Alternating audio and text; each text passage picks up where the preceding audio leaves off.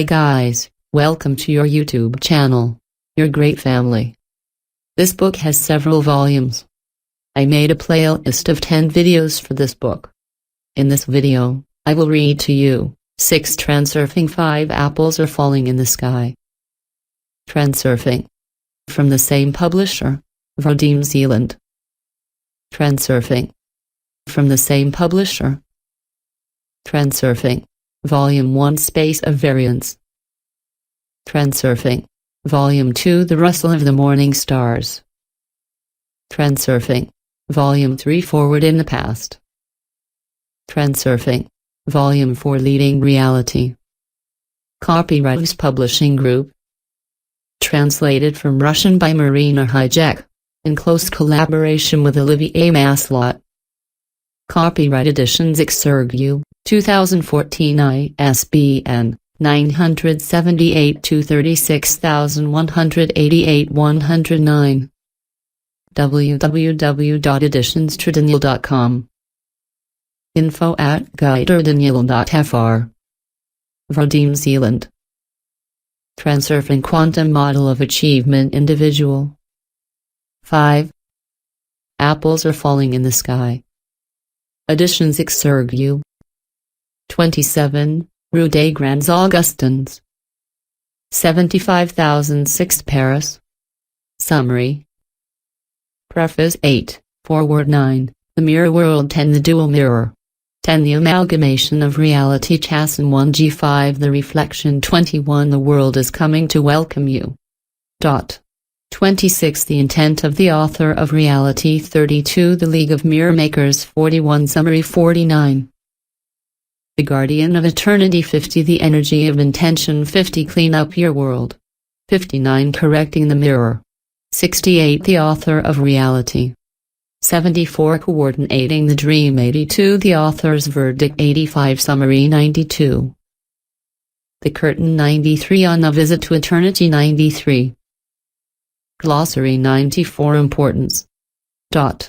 94 Wave of Success 94 Choice 95 The Unity of Soul and Spirit 95 Leader's Riddle of the Observer 95 Science 95 Excessive Potential 96 Induced Transition 96 Importance Coordination 97 Coordinating Intent 97 Lifeline 98 Material Realization 98 Pendulum 98 Intent 99 Dependency Relationships 100 Polarization 100 Space of Variance 101 Balancing Forces 101 The Sector of the Space of Variance 102 Snapshot 102 The Layer of the World 103 The Stream of Variance 103 Transurfing 104 Frailing 104 Goals and Gates 104 The Francophone Transurfing Center 106 Preface.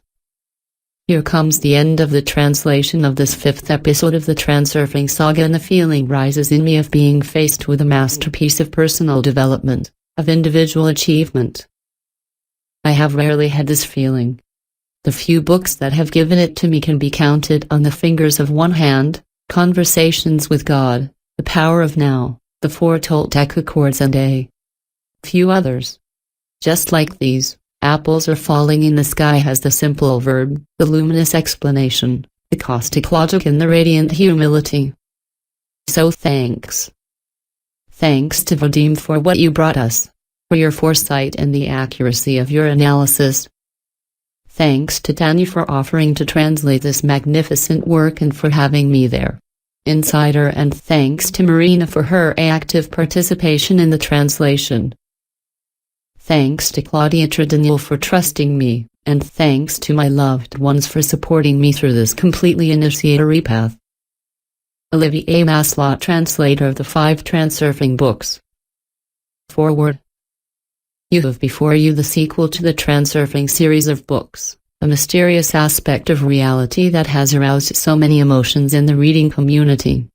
In the previous volume you learn that man is capable of controlling reality if he manages to get rid of the illusion of the dual mirror. This book will teach you how to do it. When you awaken from your waking dream, It is as if you interrupt the flow of events to find yourself at the center of a giant kaleidoscope that slowly revolves around you while shimmering facets of reality. You are part of this reality and, at the same time, you exist separately and independently. It is as if you become aware of your separate aspect after becoming aware of the dream, and that you realize that now this dream is entirely up to you and not the other way around. Under certain conditions, the mental energy of man is capable of materializing one or other of the sectors of the space of variance. It is in this state, called the unity of soul and spirit, that a mysterious force is born: external intention. Those who have personally applied transurfing in their daily life report, amazed, that their thoughts materialize in reality in incomprehensible ways, and that reality literally changes face before their eyes. For example, for no apparent reason, people become nicer to you. Doors open when they seem desperately closed until then. At the same time, you can observe curious phenomena. The change of the shades of the decoration and the circles undulate on reality, like waves, form concentric ripples on the water. The layer of your world recovers its lost freshness. The ice regains the same taste as in childhood, and the hopes, the enthusiasm of youth. But above all, you have this special feeling of inner freedom, the privilege of living according to your creed. Curiously, there is no esotericism in it. Everything is real. That is why, when you are going to test in practice what you are going to read, make sure that your feet are firmly anchored in the ground so as not to fall into the sky of astonishment and ecstasy. Chapter 1: The Mirror World. My world takes care of me. The dual mirror. Reality manifests in two aspects: the physical aspect that we can touch and the metaphysical aspect that lies beyond our threshold of perception. Both coexist, interpenetrate and complement each other. Dualism appears as an intrinsic property of our world. Many things have their opposite side. Imagine yourself standing in front of a mirror. You are acting as a physical entity that actually exists. Your reflection, having no material substance, is an illusory, metaphysical entity, while being as real as the person it reflects. We can imagine the whole world as a huge dual mirror. On one side is the physical universe, and on the other extends the metaphysical space of variance. Unlike the ordinary mirror, the material world is the reflection, the original image of what is the intention and thoughts of God and all living beings, His incarnations. NDT, their polarity. The space of variance is a sort of matrix, a model from which the cut, the seam and then the fashion show take place, the movement of all matter. It contains the information of what should happen and how it should happen in the material world. The number and diversity of potentialities are endless. The variant is a sector of space which contains the scenario and the decorations, that is to say the route and the form of the movement of the material. In other words, the sector defines what will happen in each case and what it will look like. Thus, the mirror divides the world into the real and the virtual. What has materialized is on the real side and develops according to natural laws. Science, as well as the ordinary worldview, only deals with what happens in reality. By reality, we generally mean anything that is observable and directly influenced. If we neglect the metaphysical side of reality and consider only the material world, the activities of all living beings as well as of man are reduced to a primitive restlessness within the limits of their internal intention. With internal intention, as you know, the goal is achieved by direct action on the external world. To achieve something, you have to go through stages, pushing around you a little, jostling, in short, doing some work to achieve your goals. Material reality is really sensitive. It reacts immediately to a direct action, which creates the illusion that it is the only way to obtain anything. However, with the limitations of the material world, the circle of achievable goals narrows noticeably. You can only rely on what is in stock. It all comes down to the means which are never sufficient and the opportunities which are in fact very limited. NDT, to the money. In this world, absolutely everything is imbued with the spirit of competition. Too many people wish for the same thing, and within the framework of the internal intention, there will never be enough for everyone. But where can you find the conditions and circumstances to achieve your goal? Well, from there, of course, from the space of variance. On the other side of the mirror, there is everything in abundance and without any form of competition. Not that there are goods in store, but its undeniable advantage is that you can choose what you want there, like in a catalog, and place your order. Your order will arrive sooner or later and you won't have to pay for it, you just have to meet some pretty simple criteria, that's all. Isn't it fabulous? But not at all. It's more than real. Mental energy does not disappear without a trace. It is capable of materializing a particular sector of variant space whose parameters correspond to mental radiation. It is illusory to think that everything that happens to us in our world is the result of the interaction between material objects. The part played by the processes produced on the subtle plane is equally decisive when the variants that exist virtually begin to manifest themselves in our reality. The cause and effect relationships of subtle processes are not always visible, nevertheless, they shape much of all reality.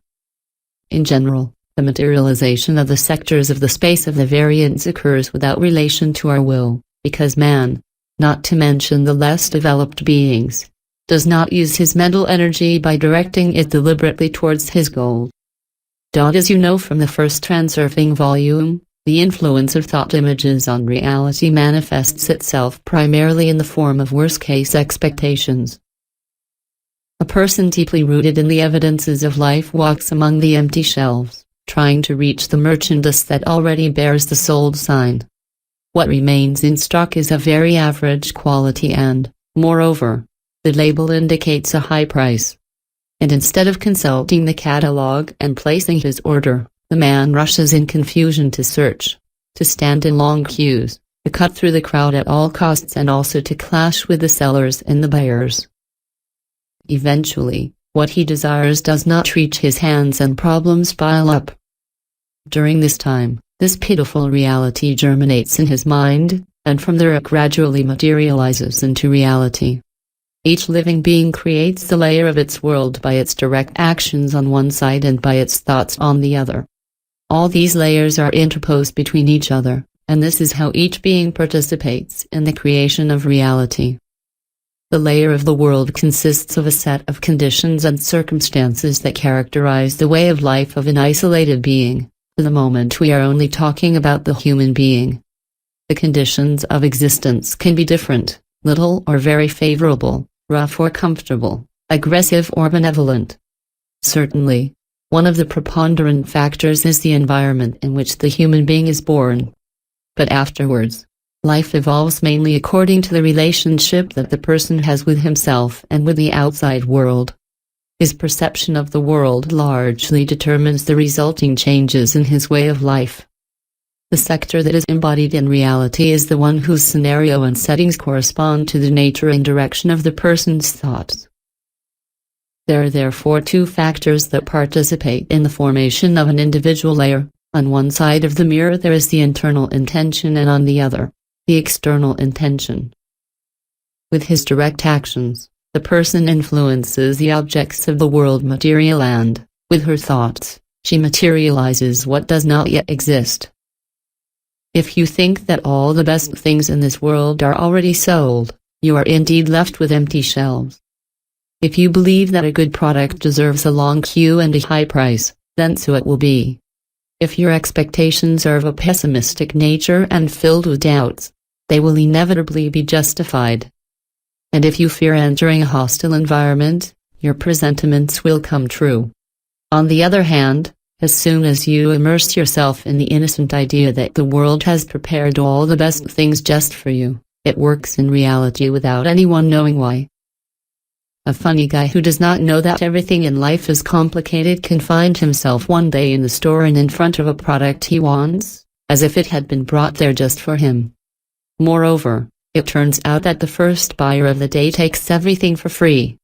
Behind him already presses a long queue made up of those who are convinced that the truth of life is much darker and that it is only fools who are lucky. Life is a game where the world always offers the same riddle to its inhabitants. So, guess, how am I?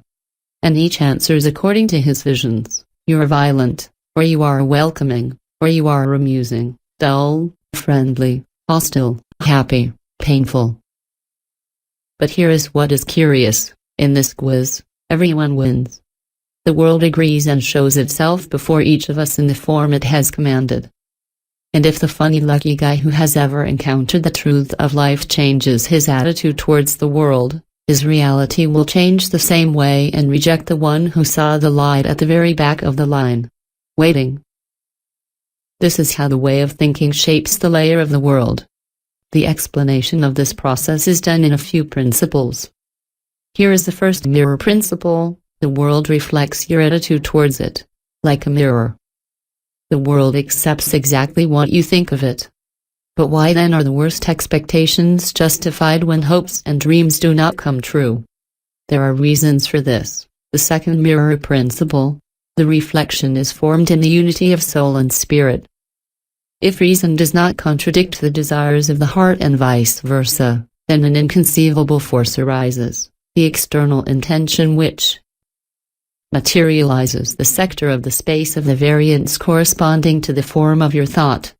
With the unity of the soul and the spirit, this image acquires a good definition and manifests itself without delay in reality. However, it very often happens in life that the soul is looking for something, but the mind doubts and does not allow it, or, on the contrary, reason puts forward solid arguments to do something but the heart remain indifferent. When their unity is broken, the image is blurred, as if it is splitting. The soul desires one thing while the spirit keeps repeating something else. And the only things that unite them unconditionally are hostility and fear. If a person hates, then he does it with all his heart.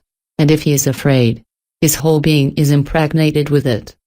In the unity of its aversion, it generates the clear image of what it is trying to avoid.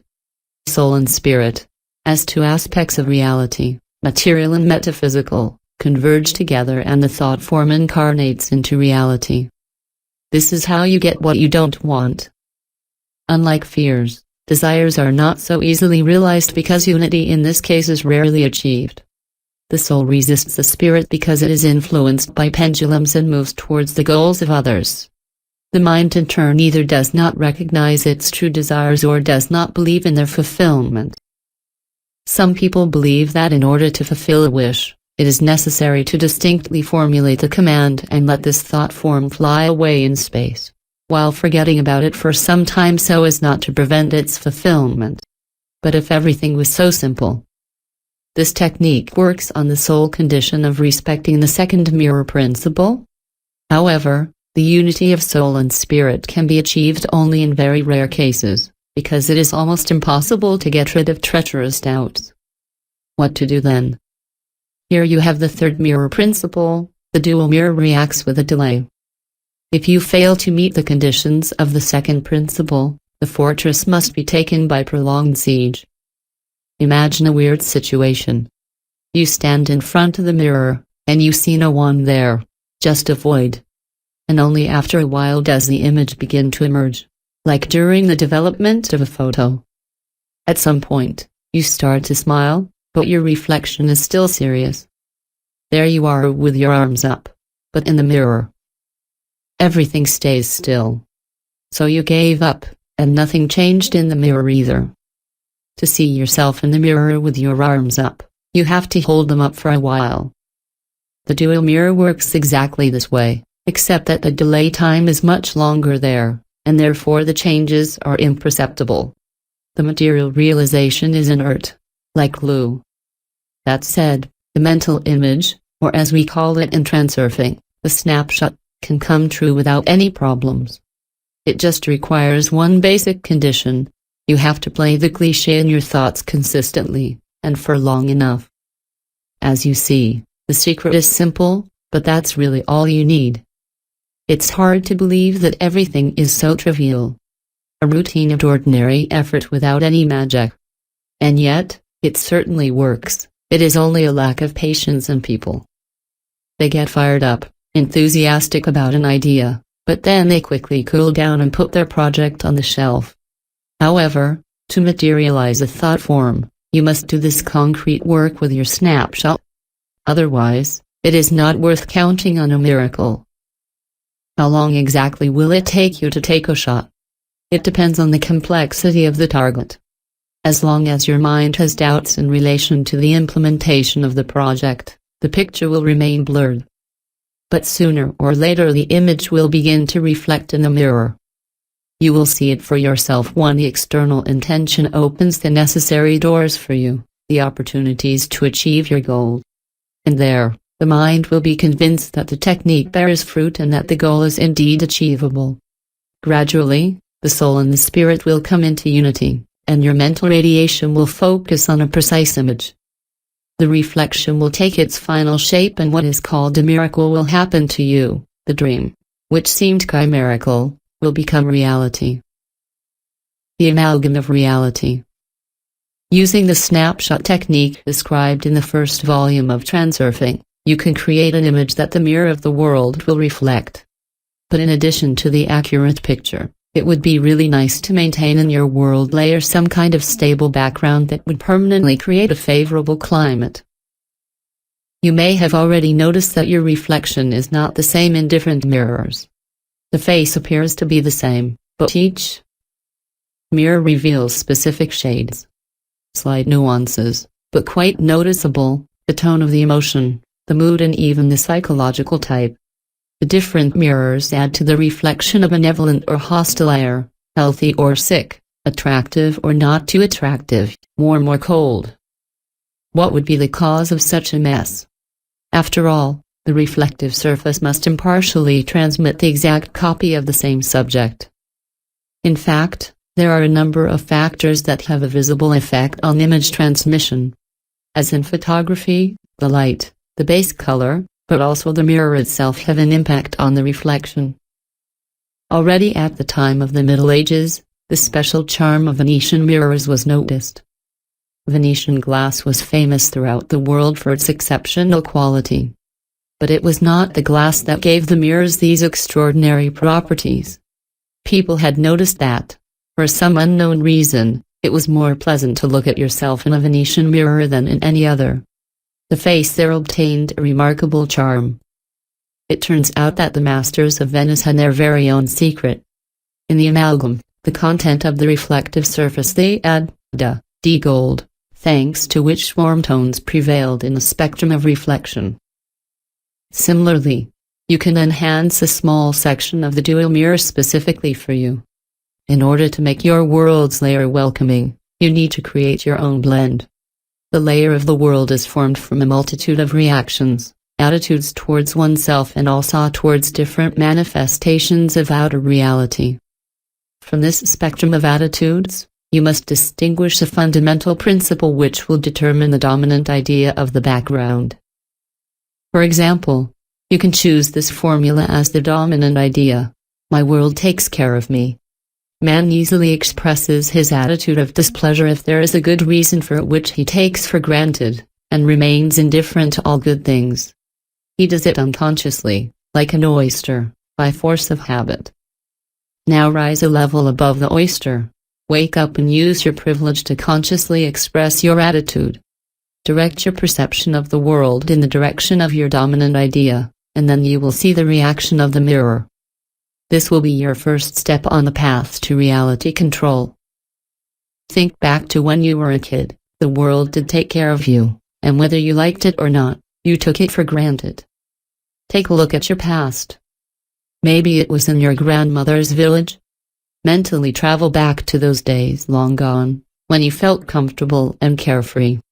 The remnants of memories sometimes show up quite clearly. Now it seems to you that a heavenly smell comes to you from the kitchen. Grandma's baking rolls. But maybe you were down by the river with a fishing rod, or sliding down a hill on a sled. How was it? Can you remember that characteristic feeling of carelessness?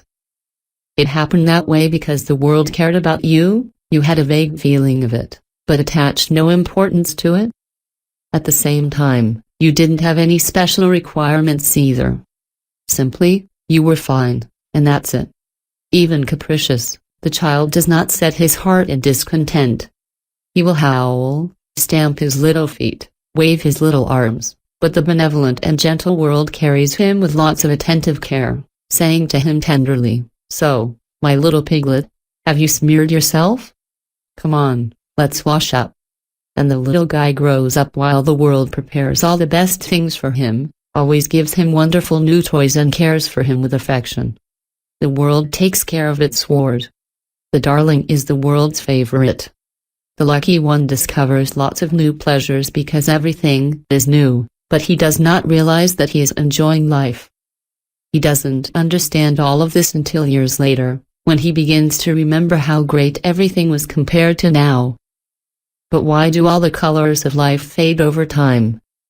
Why is the lightness of carelessness followed by worry and anguish? Is it because with age all the problems come to us? No, it's because with age, man begins to tend to express negative attitude.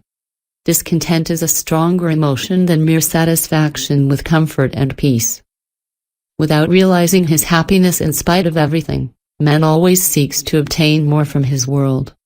The demands of the pupil increase, he becomes more and more spoiled and selfish. The world is failing to naturally meet its expanding needs, and the little cabbage is already beginning to demand with all its might. His attitude towards the world changes. "You are mean. You don't give me everything I want. You don't take care of me anymore."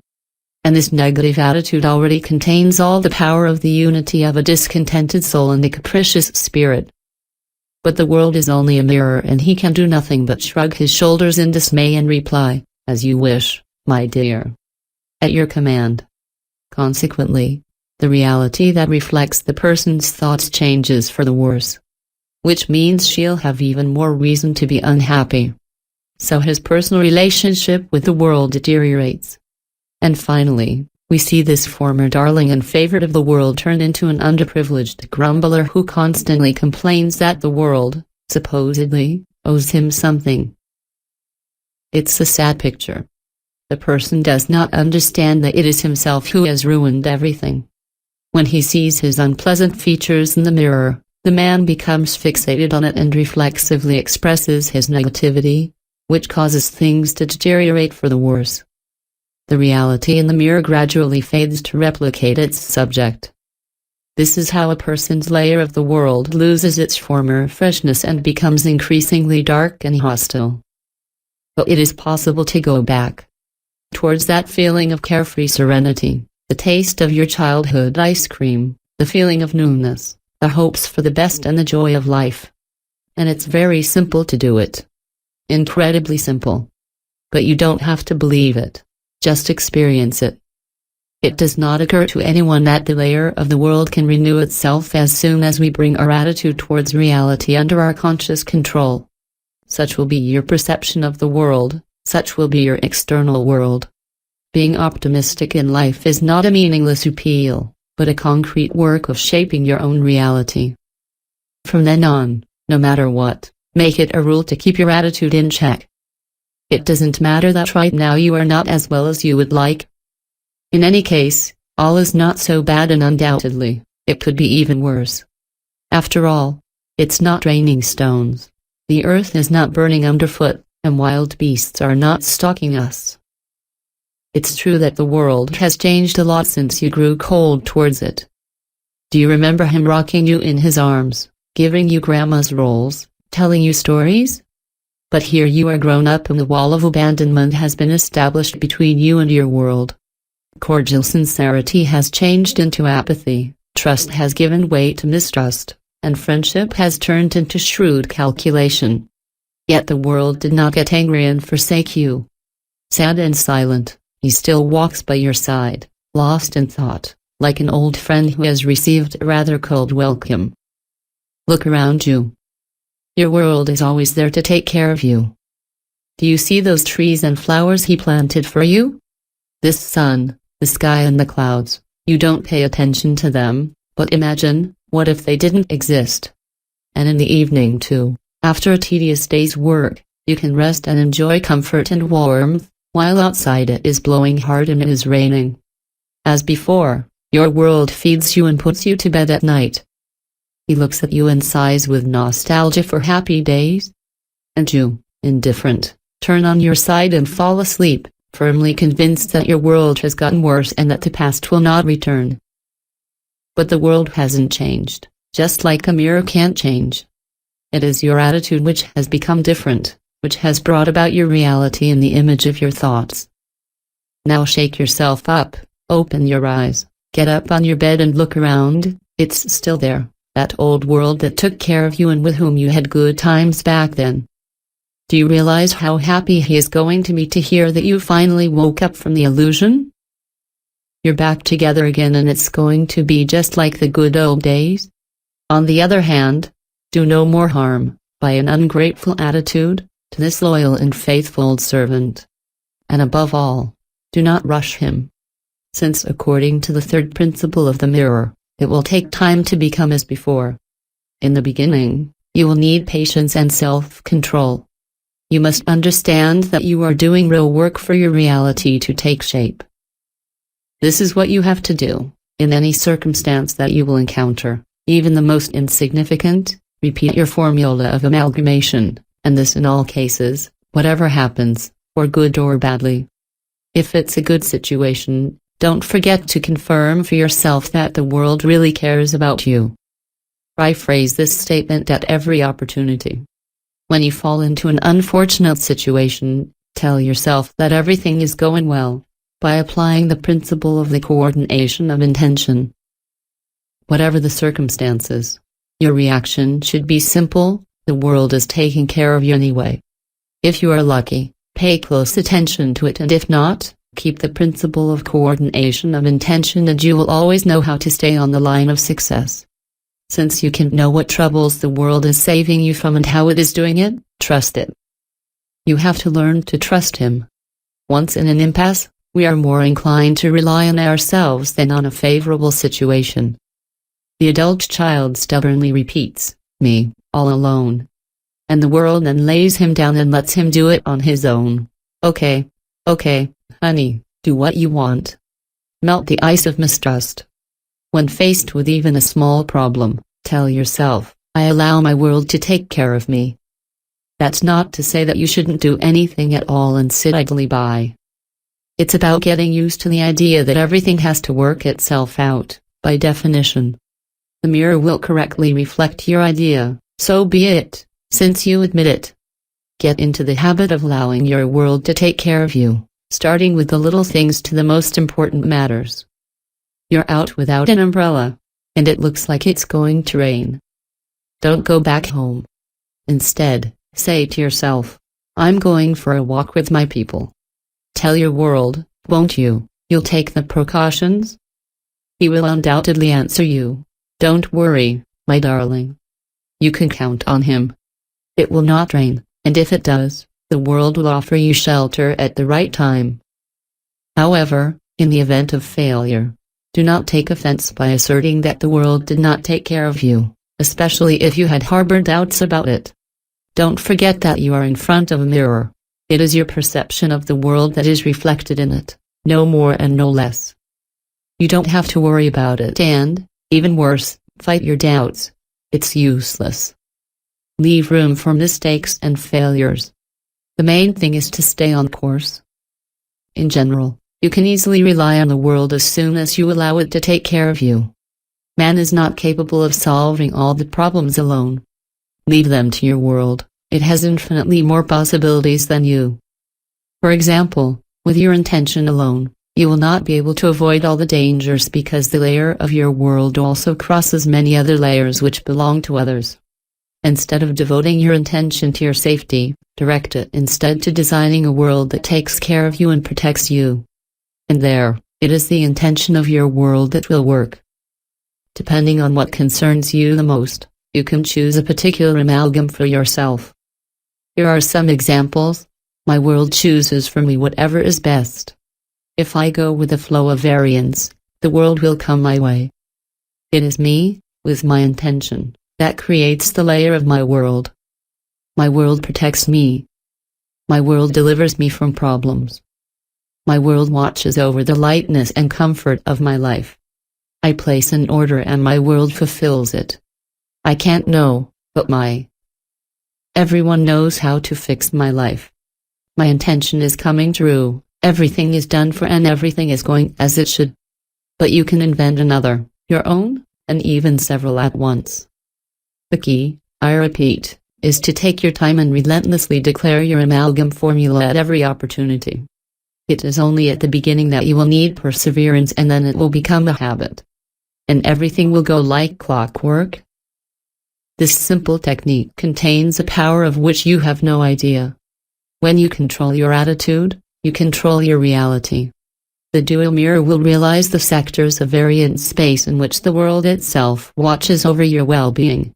In time, you will create for yourself a very pleasant reality. Get ready, a wonderful cascade of happy events awaits you. I say this without any exaggeration. The layer of your world will literally transform before your eyes to amaze you.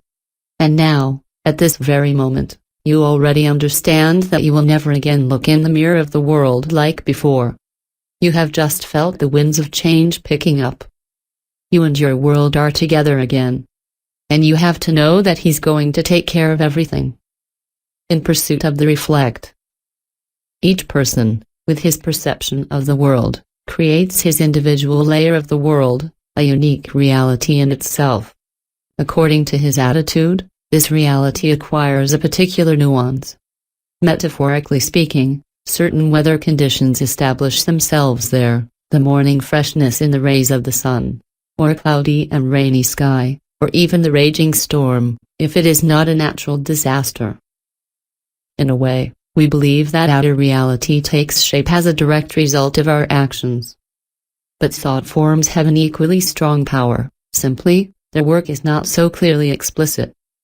In any case, most problems arise because of our negative attitude.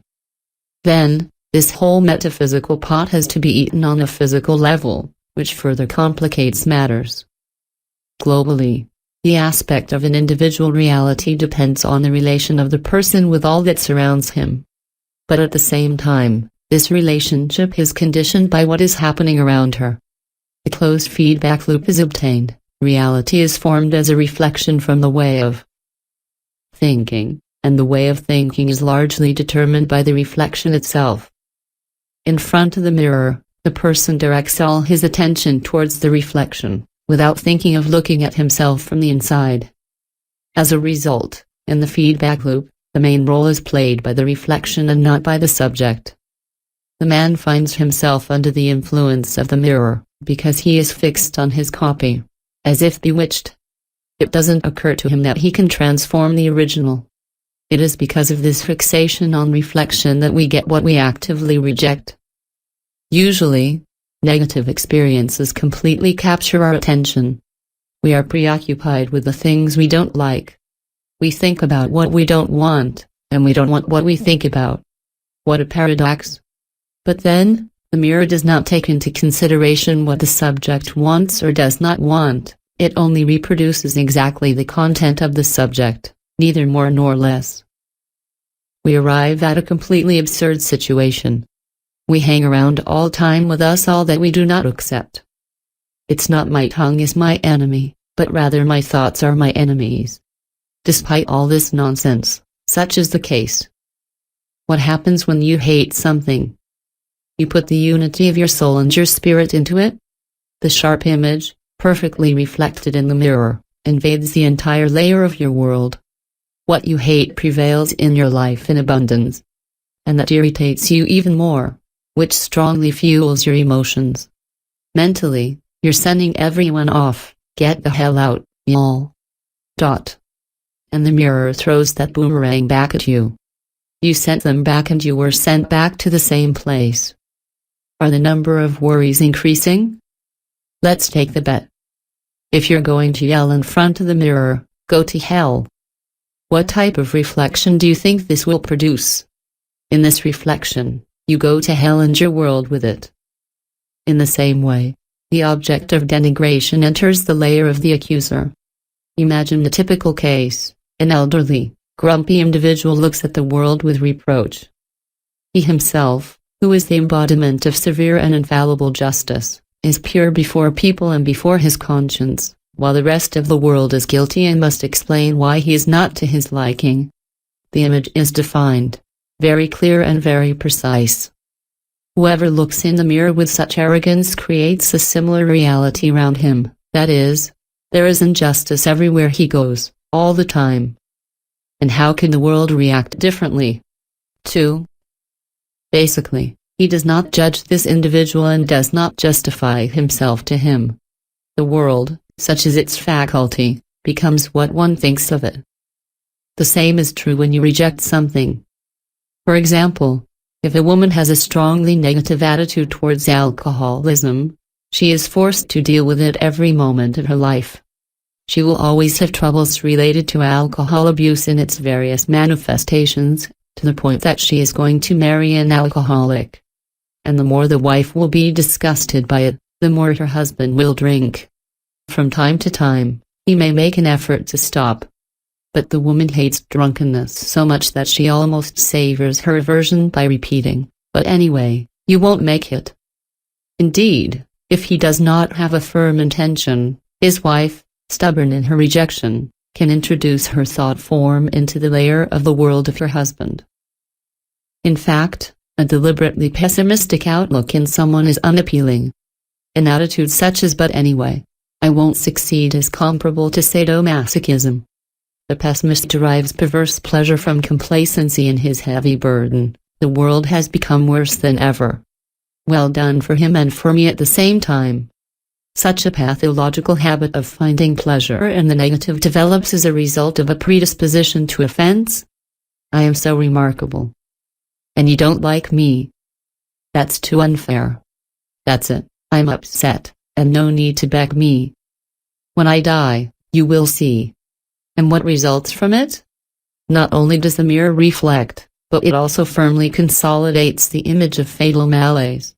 The vexed commands a scenario of failure, then triumphs, "So? I told you so." But the mirror only carries out the command, "Please, sir." With the same fatal despair, the loser notes his distress, "My life is only continuous darkness without any bright ray of hope." He doesn't want this fate at all, which is why he puts all his mental energy into complaining and lamenting. But what can the mirror reflect if its subject is pure frustration? The subject is, "I am unhappy. I'm fed up." And the reflection, "Yes, you are unhappy. And you're fed up." Again, it only reflects facts, no more and no less. Self-dissatisfaction has the same paradoxical nature, it reproduces itself. There is a rule of thumb that can be included in a handbook for dry-hard morons: if I don't like myself, then I don't like myself. And this tautology contains a principle that curiously inspires most people. Take for example appearance. You can notice that almost all the children are very pretty. So where does this number of adults who don't like their appearance?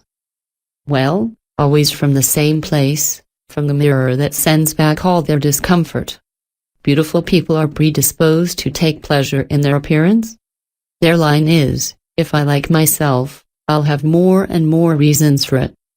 Quite another thing, when the subject says to his reflection, "Hey, what weight have I gained? I should go on a diet." To which the mirror replies, "Yeah, you're fat, you should lose a bit." Or else, "I've lost a lot of weight, I need to pump up my muscles a bit." Which leads to the response, "Yes, you look wasted, you need to build muscle." Reality reacts like an echo, it confirms what it has heard. Similarly, the inferiority complex cultivates itself. Low self-esteem begets an appropriate verdict, which the mirror translates into reality. "I don't have any special talents. Is that true?" "Yes, you lack talent." "I don't deserve a better fate, do I?"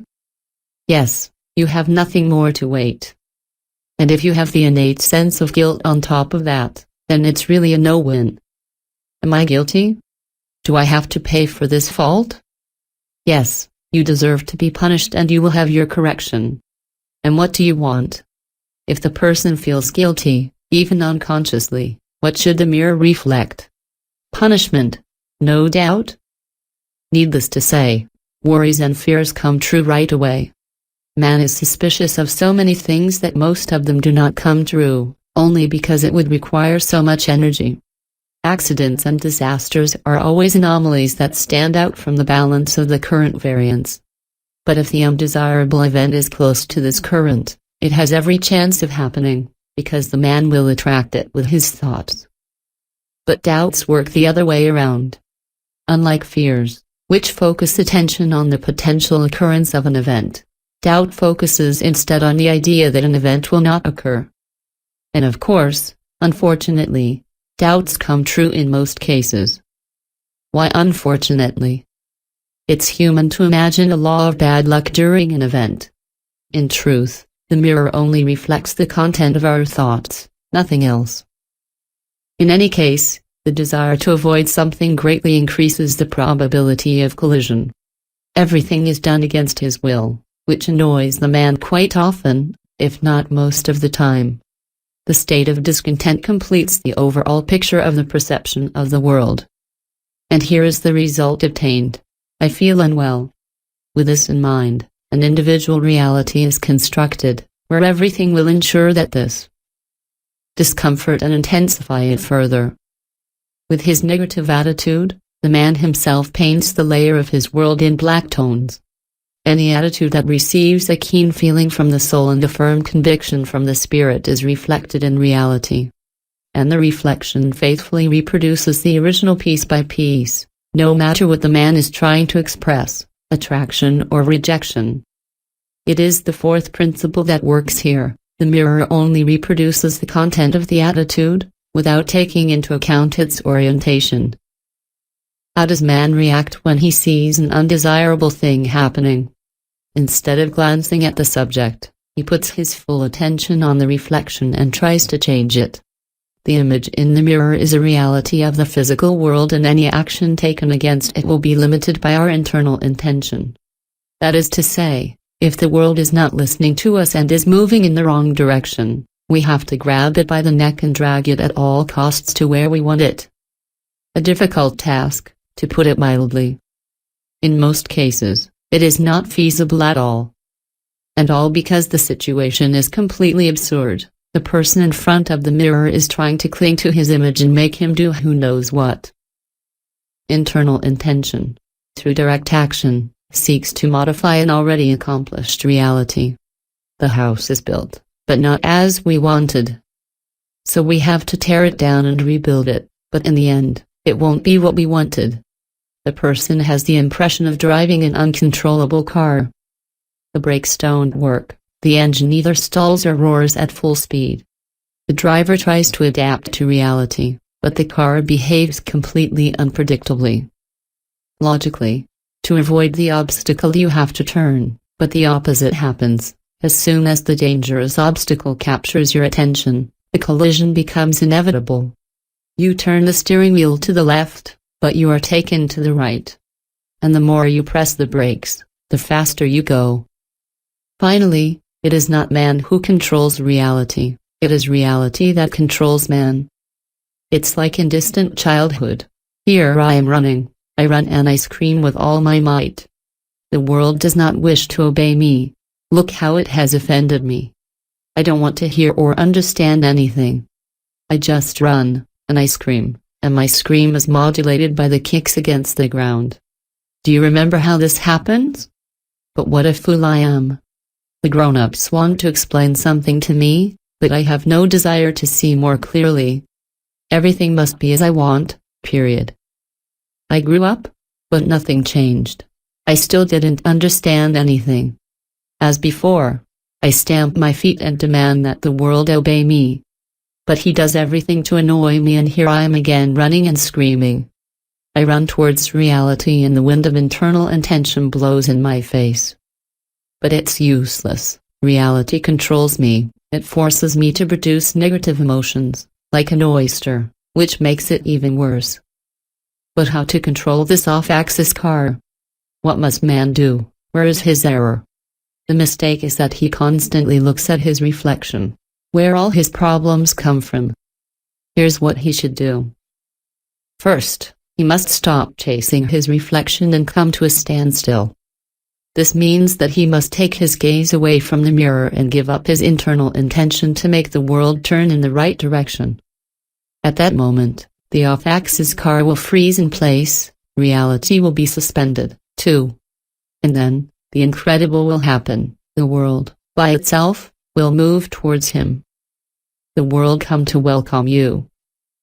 An ordinary human mind tries in vain to influence its reflection in the mirror, when it should rather change the subject. The subject here is the direction and nature of that person's thoughts. The whole problem is that people first look in the mirror and then express their attitude towards what they have seen there. By doing so, voluntarily or not, they are already expressing their intention, which further aggravates the reality. The tendency towards negativism always generates new negative traits in the mirror. The layer of a person's world takes on gloomy and obscure tones and becomes populated with unpleasant events for its owner. When a person falls into depression, the clouds get darker and darker in their mirror. And if she adopts an aggressive attitude, the world will also be on her guard. Note this: if you have argued with someone, if you have expressed your displeasure with them, you will soon enough have another trouble. And the more you get angry, the more the new worries that will come to cling to you will be firm. You will be attacked from everywhere. The man is attached to the mirror by the threads of importance. After all, everything that happens in the mirror is, basically, his own life, and it matters a lot to him. Either the man likes what he sees or he doesn't. But in any case, the content of his thoughts corresponds to the reflection, which consolidates the real state of things. And because the subject is at the mercy of his reflection, the person becomes completely dependent on external reality. The more violent the feeling, the firmer the bond with the mirror. It doesn't matter what you think, what matters is what you think about it. Whether you like the reflection or not, you think of it anyway. Rejection is always directed in the opposite direction, but leave me alone. Or tired of all this. But, whatever the meaning, the attitude contains the object of discontent. And the violent feeling generated in the unity of soul and spirit gives the subject a sharp and precise outline. Therefore, everything that corresponds to the content of the subject begins to predominate in the reflection. This is why the poor get poorer and the rich get richer. Everyone looks in the mirror of the world and each of them reports the appearance of his reality in his own way. This reality engulfs you like a swamp. A little old lady queuing at the counter to collect her pension. A tired woman with shopping bags in an overcrowded bus. A poor patient who drags himself from one medical establishment to another. With all their thoughts, they dwell in this dismal reality. And someone else right now is enjoying life. A sigh, sailboats, travel, luxury hotels and restaurants, you name it. In each case, regardless of the nature of the situation, the person is only noting a fact: this is how I live, or rather, I live as I think my existence. The mirror confirms and consolidates even more firmly the content of his thought. And there's no need to rehash common objections about starting conditions. One was born in poverty while the other had a good inheritance. Certainly, the starting point largely determines the beginning of the observation of the way of life and its subsequent development. But that doesn't mean that startup capital determines everything. There are a multitude of examples where people from disadvantaged social strata enter very high society and vice versa. Are these the rare exceptions that only prove the rule? Indeed. But if exceptions are possible, this rule is not so infallible. No matter how deep the hole you may be, know this: you can always change something there, and even radically. And it doesn't matter that you don't know how to do it yet. You don't need to know the outcome for sure, it will find you. You think that you depend on circumstances without being able to influence them. In truth, it is only an illusion, a mirage that can be easily shattered, if you will. The problem is that we all go around in circles without knowing it. We observe reality, express our attitude towards it, and the mirror fixes the content of our attitude in reality. To transform reality, it is simply necessary to get out of this circle. Here you are looking at the reality around you and it seems impossible to change it. And besides, it's true. With your internal intention, you seek to act on the reflection, but you are unable to bring any significant impact to it. On this side of the mirror, you have very few means. However, what you can do is get your attitude towards reality under control. It will be the external intention which will set to work, and for it, there is nothing unrealizable. On the other side of the mirror, there are such variants of the evolution of events that the human mind has no idea. Launching the device of external intention therefore requires the realization of the fifth mirror principle. You must switch your attention back from the reflection to the subject. In other words, you have to take your thoughts under control. Think not about what you want to avoid, but about what you want and seek to achieve. Take a look at the closed circle formula again. Man, like a little donkey, literally turns in circles in this mirror circle. Attached to the mirror by his attitude, his primary reaction to materiality, he unpretentiously seeks to catch his reflection and concentrates his efforts on modifying something there. And now try to reverse the mirror circle. First express the attitude, the mirror fixes the content of your attitude in reality, and observe the reality. What comes of it? The primitive and helpless observation of the reflection ceases, and in its place comes the voluntary and targeted declaration of the subject. Instead of habitually expressing your displeasure with what you have seen in the mirror, you turn your back on it and mentally begin to shape the subject you want to see reflected in it. It is an emergency exit from the mirror maze. The world has stopped and moved towards you. And you don't run anymore, you stay put, and reality itself is approaching you, and there is another wind already blowing in your face, the wind of external intention. We reversed everything. We interrupted the futile pursuit of reflection and let the world go by, allowing it to unfold on its own according to our ideas. The mirror circle nevertheless remained closed, but now it's not me who walks in circles. The circle turns by itself, carried by the external intention. My internal intention was replaced by the external, since I gave up my efforts to act on the reflection. I only give form in my thoughts and in a purposeful way to the desired subject. And the dual mirror itself embodies the sector of the space of variance corresponding in reality. The only difficulty lies in the unusual nature of the situation. What is embarrassing is that the element we observe reality is put at the end of the circle. The man is rather accustomed to applying the rule, what I see is the subject of my palaver. He sends his opinion to the world, and the latter, like an echo, simply returns the substance to him. Mutilated. I don't want the rain. Rain, rain. I don't want to learn. Learn, learn. I do not want to work. Work, work. We deduce that in reality what is embodied is the refined content of the attitude. You can imagine a kind of mirror monologue that is fed up with all the confusion. You are not doing well. All right, what else do you want to get better? You do not want. But can you finally show me clearly what you want? You do not like. So tell me what you like, sweetheart. Everything is very simple. The negative attitude must be replaced by the positive attitude. You must take inventory of your thoughts and remove all the me and not particles. Discontent, ill will, rejection, disapproval, hatred, lack of faith and success, and so on. Put all of this garbage in a big trash bag and throw it away. Your thoughts should contain what pleases you and what you want. And then your mirror will reflect only pleasant things to you. You must understand that the desired reality will not take shape right away. You have to be aware and patient. From now on, all is not as before. You do not react to external reality, but accept to exceed command and to consciously send your thought forms into the world. Despite the negative reflection still visible, you express a positive attitude. Yes, you could say it's weird, but what's better, depending on circumstances, like all normal people, or mastering your destiny at your whim? People's moods are formed as a reaction to circumstances, favorable or not. The tendency to negativism means that, in principle, the level of state of mind remains low. But you have to do otherwise, knowingly create a good mood. Just the knowledge that you are capable of controlling reality lifts your spirits considerably. With your intention, you choose the colors of your reality. Whatever the circumstances, you tune into the vivid tones.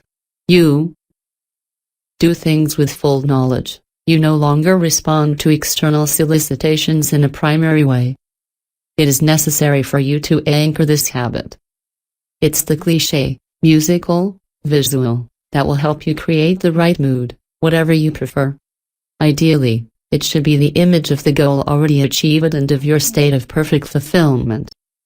On the other hand, be prepared that for some time there will be no visible changes to your world layer. Or that on the contrary, as if by chance, all sorts of trouble falls on you. So what? These will only be temporary inconveniences related to the move to another level of relationship with your reality. Since you know that the mirror works with a delay, continue to keep your line anyway. Take a break if nothing happens. You have to literally do like in a fairy tale. If you look back, you will be petrified. It doesn't matter what may happen in your mirror because you know one thing, he has no other option.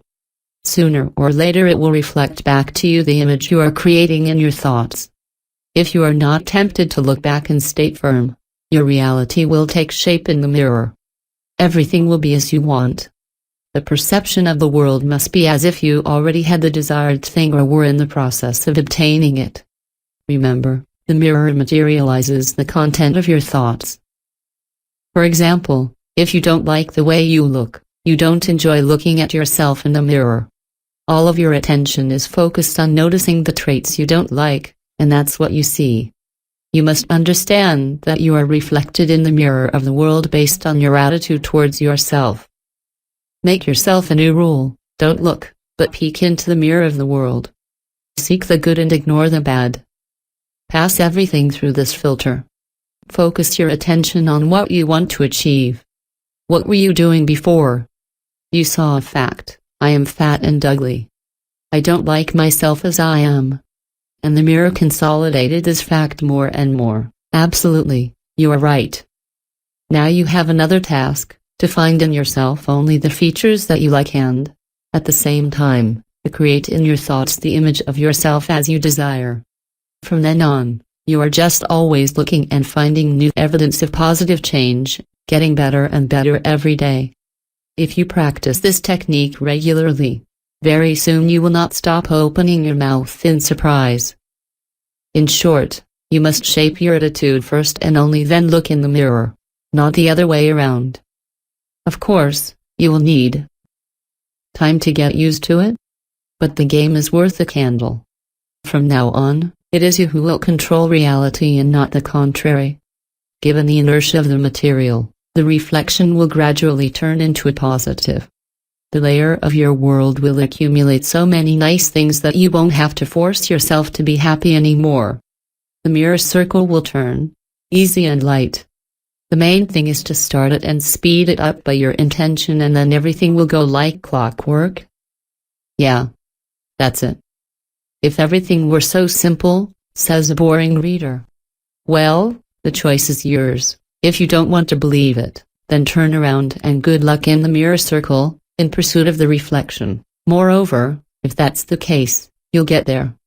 But if you don't believe, but want it, I will tell you that you don't need to believe it at all. Don't believe it. Just implement the suggested technique, and you'll see. To an ordinary mind these things will forever remain incomprehensible because the work of external intention is imperceptible. The mind will never grasp how a dream that it considers inaccessible can come true. He will never believe it, until he is confronted with a fait accompli. So let your mind delve into its doubts, while you do what you need to do. But no. I can't do it, a lazy reader will tell us. Indeed, the mirror technique is too simple to verify its effectiveness. We are all used to difficult solutions, to complicated problems. People do not believe that their thoughts are truly capable of affecting reality. They do not take such things seriously and therefore do not even attempt to undertake them. This is the first reason for the lack of visible results. The second reason is a simple inconsistency in actions. Usually, people get fired up by an idea and then immediately cool off when faced with the same idea. But then, miracles do not exist. You have to do some work, but this time not with your hands, but with your head. Is it possible for the time-elapse mirror to form your reflection if, barely in front of it, you have already escaped? Now, when you know the basic principles of the mirror, all you have to do is apply them in life. It's simple, indeed. To fix the thought form in material reality, you must systematically reproduce it. In other words, you have to keep the goal cliché in your head all the time. Unlike the idle daydreams that happen from time to time, this is practical work. So once the emotions that bind you to the mirror are brought under control, you gain independence from the mirror. On the other hand, do not suffocate. Not your emotions, they are only the result of your attitude. Change your attitude itself, your way of reacting and perceiving reality. With this freedom, you get the ability to create the reflection you need. That is to say, having taken control of the course of your thoughts, you direct reality. Otherwise, it is she who directs you. Reality check can be done with varying degrees of rigidity. The simplest and most obvious way is amalgamation. It creates an overall background of comfort and well-being, which is sufficient in most cases. Realizing a dream already requires more patience and dedication. Everyone can use the mirror technique to the extent of their abilities. In general, the idea that the world reflects our thoughts is not new. Everyone seems to understand it deep down, but, at the same time, the idea seems vague and indeterminate to us. As a result, this knowledge is not very useful. What to do and how? You don't have time to practice spiritual awakening, to penetrate the mysterious forces of nature and to develop your own? But now you have a practical technique. You know why it works, and you know what to do. Just do it. Stop your run in the mirror circle and you will see the world heading your way. The intent of the author of reality. So, in order to obtain the desired reality in the mirror of the world, it is necessary to perform certain basic actions, intentionally creating a corresponding image in the thoughts, taking into consideration the delay of the reflection and, from time to time, throwing a glance in order to find new manifestations of the emerging reality. Only, even being aware of the delay, it is very difficult for us to get used to this strange mirror. There is a firmly held belief in our minds that reality either immediately obeys us, like a stick in the hand, or is completely out of control. It would seem to us that a wish, if it does not come true immediately, must be forgotten. One cannot achieve the unrealizable. And what we are left with is to dream up and treat magic as something beyond the mundane, something wildly unattainable. We are used to believing that magic lies outside of reality. This fantasy world exists somewhere in the imagination while life is there, very real, happening here, and no one can escape it or change anything about it. Mages and psychics live in their isolated world, and we normal people with our ordinary cares suffer here, in this dullness of reality. But in fact, there is no magic. What exists is only the knowledge of the principles of the dual mirror. This knowledge is on the surface. She's so ingenuous and ordinary that, by all canons, she can't be magical. And that said, Aladdin's lamp also looks like a plain old iron case, and the Holy Grail isn't made of gold. Everything grand is fabulously simple. You don't have to show it off or hide it. What is hollow and futile, on the contrary, always hides under a veil of importance and mystery. Magic, stripped of its fabulous attributes and applied in daily life, ceases to be part of the occult and obscure realm. Magic loses its mesmerizing mystery because it finds its place here, in everyday life. But all the charm of this transformation lies in the fact that everyday reality in turn ceases to seem trivial and becomes an unknown reality that can be directed like a lucid dream. And what is needed for this is simply to respect the principles of the mirror. Let's say you already know transurfing and know how to work with the goal cliché. But time passes and nothing happens. You feel like you sent a letter and never received a response. The mind begins to stir and stir. It cannot wait. But maybe I'm not doing something right? But maybe this is all nonsense?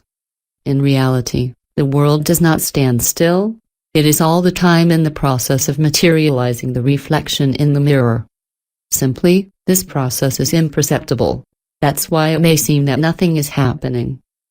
At this moment, the bowl of the balance of the spirit oscillates between the awareness of the delay of the mirror and the old habit of observing an almost immediate correlation between the action and its result. What does the mind think if it does not see the result? He thinks that the action is not effective or that it is not well done. And, if so, what does the mirror reflect?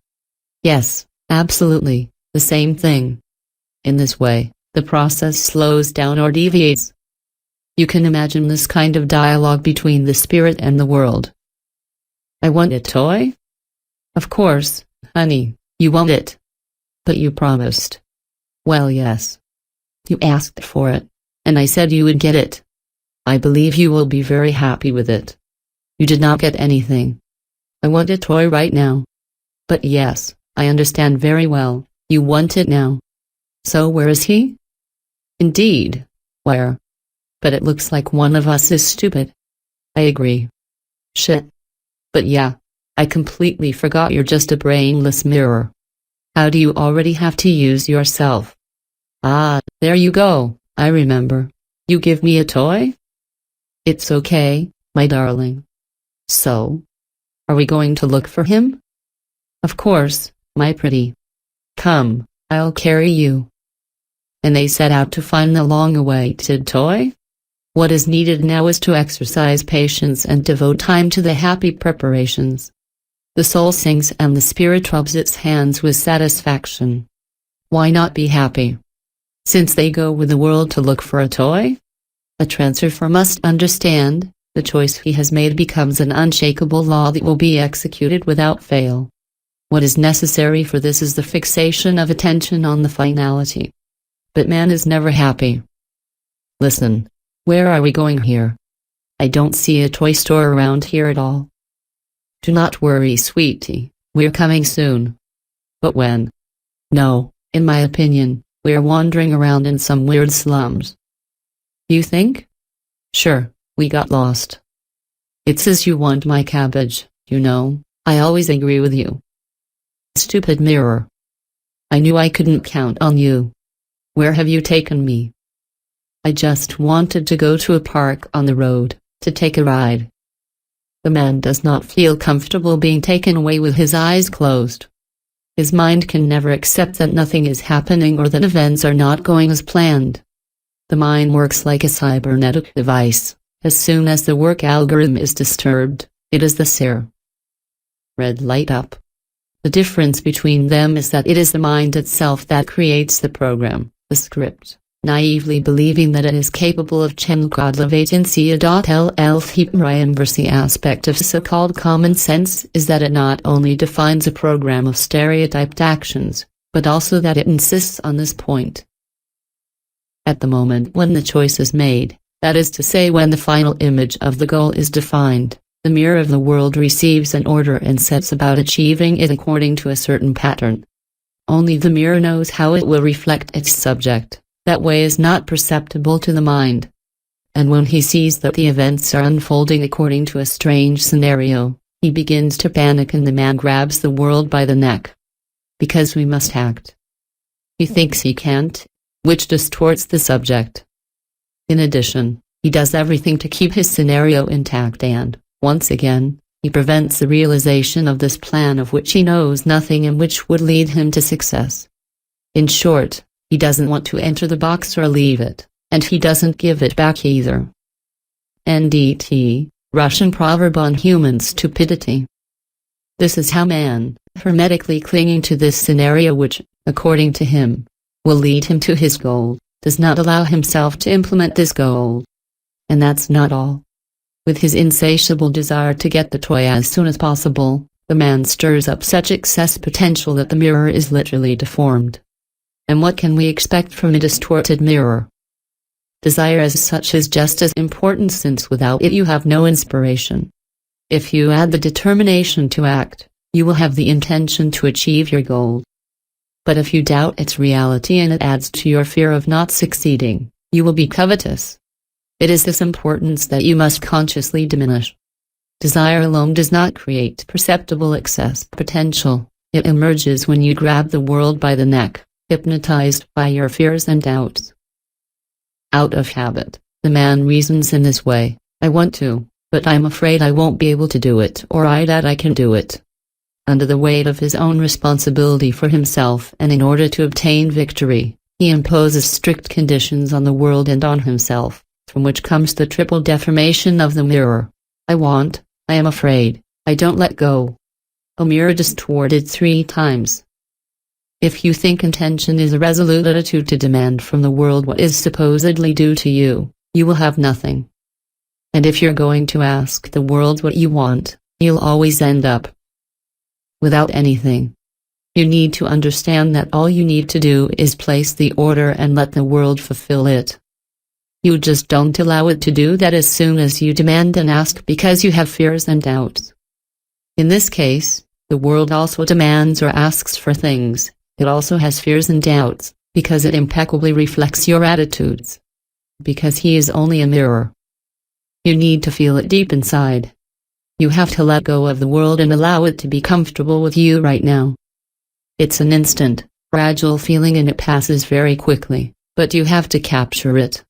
Imagine for a single moment something unthinkable: the hostile, painful, inconvenient world. This problem world suddenly becomes joyful and comfortable for you. You allow it? You decide. The question is not to be happy by definition, but to bring happiness into your life. We are happy the moment we admit the possibility of benefiting from an incredible chance. What you need to do is not force yourself to be happy, but allow yourself such a luxury. Simply, trust your people. They know better than you how to get to your goal, and they will take care of everything. After all, don't you care, in your bathroom, that a simple mirror manages to reproduce its subject so accurately? In front of him, you think only of what you would like to see there. Similarly, the mirror of the world also works flawlessly, but with a lag. And in case you can't imbibe the belief that you can truly lean on the world, you still have 2 mirror principles left. Maybe some people will find it easier to act on protocol. But before knowing the 6th and the 7th principle, let us remember the 5th. Let's say you've determined your goal and started working systematically with a goal snapshot. You know that the results will not appear immediately. Nevertheless, the mind begins to stir impatiently. Time passes without anything happening, or what happens is not what you expect. In such moments, when doubts are already about to invade all your thoughts, activate your lucidity. You have forgotten the rule: if you look back, you will be petrified. Attention must be fixed on the finality, as if it had already been achieved. The world is moving towards you as long as you stay focused on the subject. But as soon as you turn around to see the reflection in the mirror in which anything, or nothing at all, is happening, the world stops immediately and you begin your race again, in an exhausting and sterile round. You will have to remind your mind all the time that the mirror reacts with delay and that it needs to pause to give shape to the reflection, that is, to make the subject take shape in reality. During the break, it is above all necessary to keep your line firmly and believe in success, and even at times when you think that everything is falling apart. The more audacity you have in not succumbing to discouragement, the more you will receive. This is real magic, devoid of fabulous attributes, but with real power. Returning to see the reflection, or, in other words, expressing one's attitude to what is happening, is suitable only to notice a positive development and allow oneself to be pleasantly surprised. It's a bit like keeping your eyes wide open for anything that signals progress towards your goal and tightly closed to relative, and inevitable, adverse manifestations. If you are strong enough not to roll back, the results generally exceed all expectations. Not only will you have your toy, but you will also be offered a ride on the carousel with a bonus ice cream. For a very general understanding, mirror usage conditions can be described this way: when you look in the mirror, it is not the reflection that needs to be moved, but the subject, your attitude and orientation of your thoughts. In other words, move yourself instead of trying to catch your reflection, a bit like the kitten who plays with his look-alike without realizing that it is himself. One of the songs of the famous musician and philosopher Boris Grebenshchikov contains these words: "She knows how to move herself." In full vision. Having made a turn on your axis, you observe that the world slowly and belatedly begins to turn after you. You don't rush to grab it to spin it. This is the difference between internal intention and external intention. With the internal intention, you seek to influence the reflection. But with external intention, you leave the mirror alone and focus your attention on your mental image, which gives you real power to move the world. Mom, what are we going to do when she moves on her own? NDT, Boris Borisovich Grebenshchikov, born in 1953, is a cult figure in Russia, poet and musician, largely considered one of the founding fathers of Russian rock music. NDT, B.G. Grebenshchikov's song "She Knows How to Move Herself" is, according to its author, about the feminine principle of the earth. NAT, excerpt from the song "She Knows How to Move Herself." The secret to this power lies in letting go. The human mind welcomes the slightest unforeseen event or even an insignificant change in its scenario with hostility. This immediately causes a reaction, as natural as it is primitive, prompting to try to redress the situation, that is, to protest, to give up, to defend one's position, to debate, to give in to impulses, to take sudden actions and so on. In short, the mind clings to the reflection and tries to keep its line. Certainly, if your attention is glued to the mirror, you have the illusion that all you have to do is stretch out your hand and that reality, it is right there, in front of you, will obey you immediately. Far from there. The ignorant kitten is deceived by appearance when playing with a simple mirror, but the human, whose consciousness belongs to a higher level, falls into the same trap. The only difference is that the dual mirror illusion is more subtle, that's all. It is therefore necessary to stop touching the mirror and let the world move. In most cases, there is no need to take action measures. It is enough to follow any event with great flexibility and gentleness. As you learned in the Transurfing Book of Reality, the variant current, if left unchecked, directs the course of events along the most optimal path. The primitive mind tends to clap its hands in the water and row against the current, defending its points of view. From now on, to free yourself from the illusion, you must redirect the limited intention of the mind in the opposite direction. Let it correct its scenario with great dynamism and by including the unexpected. Such a mission is unusual for him, but it is the only effective way to put an end to the kitten's attitude. So, the sixth principle of the mirror reads: let go and let the world flow into the stream of variations.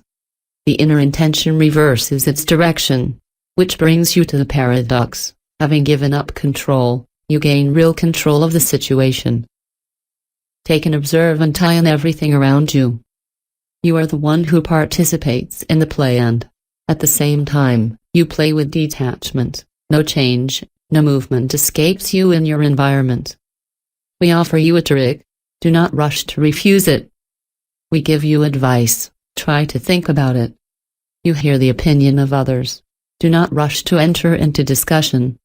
It seems to you that someone is doing something wrong, so what? Circumstances have changed. You no longer need to sound the alert, just try to accept the changes. Whatever happens to you, do so. This will be the least complicated way. You are faced with a choice, for the variant that comes most easily to you. This does not mean that you have to say yes absolutely to everything. Letting yourself be carried away by a current with your eyes closed is one thing. Heading into the running with intention and awareness is quite another matter. You will perceive yourself want to tighten the reins or on the contrary to release them voluntarily. Let the world go and watch it move.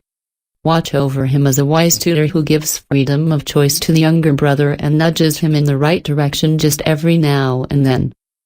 You will see how the world will start to revolve around you. And now we are about to get acquainted with the last, most important and powerful principle of the mirror. In addition to its irreproachable reflective faculty, the mirror has a particularity. The right becomes the left, and the space, which is lost in the background, moves in the opposite direction. People have long become accustomed to this quality of the mirror and have learned to turn illusion into reality in their heads. However, the human mind still cannot handle the dual mirror illusion. The problem is in our tendency to see the bad in the good, to turn the positive into the negative, and to interpret our own blessing as bad luck. In truth, the world is not there to create intrigues for us. Having worries is not a norm, because then we always expend more energy while nature never wastes it. The current of the variance always follows the path of least resistance. It can be said that he follows the path of favorable coincidences. Most of the problems are created by ourselves, when we are beating the water with our hands and rowing against the current. But the concern is that the tendency towards negativism generates an appropriate image which is then embodied in reality through the mirror. Remember, the world only reflects what your attitude is in reality. As dark as it is, the reflection will become even worse if you view it as negative. Likewise, the negative will turn into a positive if you voluntarily proclaim it as such. Any circumstance or event brings you a potential that can be both undesirable and useful. At this intersection, your attitude determines the future course of events, or good or bad. In any circumstances, even the most adverse, you will ultimately always win if you follow the seventh mirror principle, take all reflection as favorable. Whatever happens, you can never know if this event is beneficial for you or not. Choose the best for yourself. Also, if things are going well, don't be indifferent to it. Don't take it for granted, but celebrate the event. Pay attention to the fact that everything is going perfectly. Whatever happens, everything is going as it should. It is nothing but the principle of coordination of intention. Its operation is described in detail in volume 3 of Transurfing. For example, you are faced with a problem. In front of the bifurcation, it is up to you to decide whether to declare it simple or complicated. The tendency to negativism and the fatigue linked to the harshness of life make you bend under the weight of the problem and notice with a gloomy air. Oh, it's painful. It is a very complicated task. And the world immediately accepts.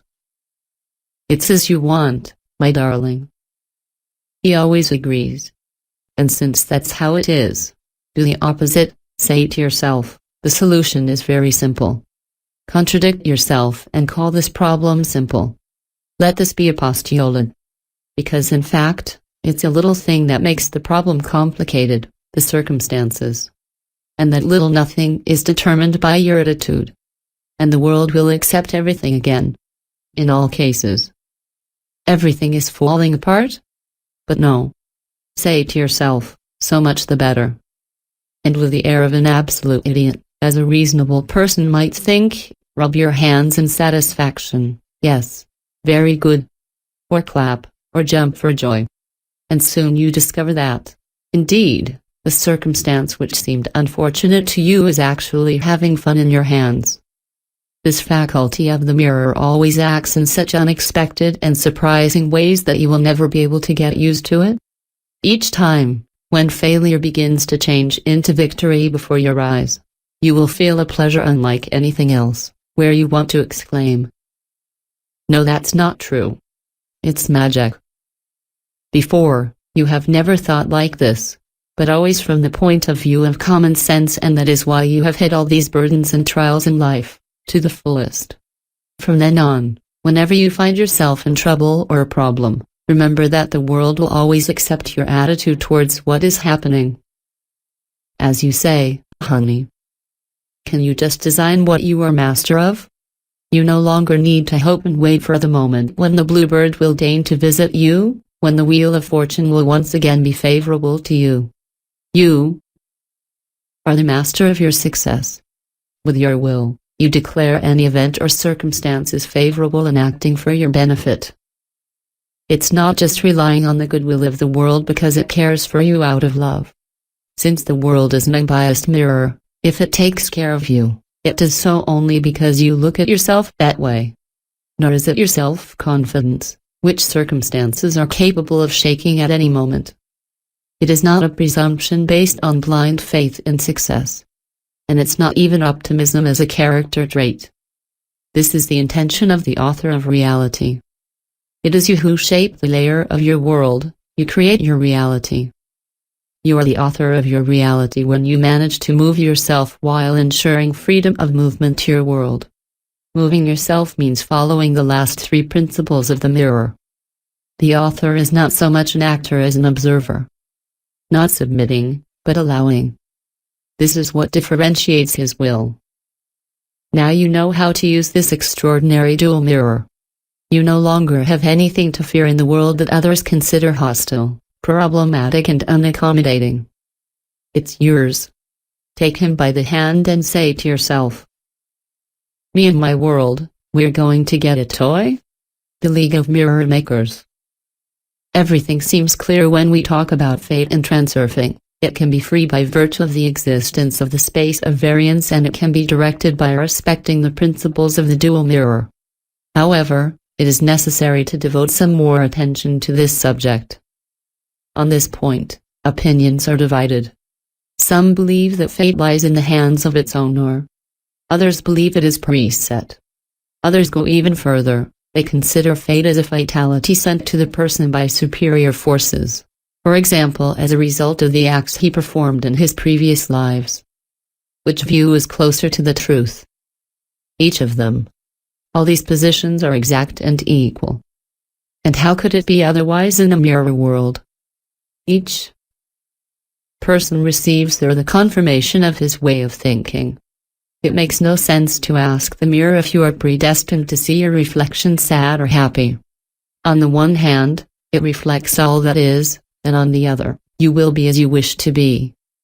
This is why the question of destiny is a question of choice. Do you choose the destiny that is already assigned to you, or do you prefer the one that is free? It all depends on your conviction. You get what you choose. If a person is convinced that fate is fate and there is no escape from it, then, indeed, a certain predetermined scenario comes true. The space of variance probably contains an isolated current, a line along which the little boat of life will make its way if you let it drift. Lost and dabbling in his infantilism, he raises his head with fear and respect towards the sky from which fall, like apples, the blows of fate. Oh, the power of providence. Oh, the hand of fate.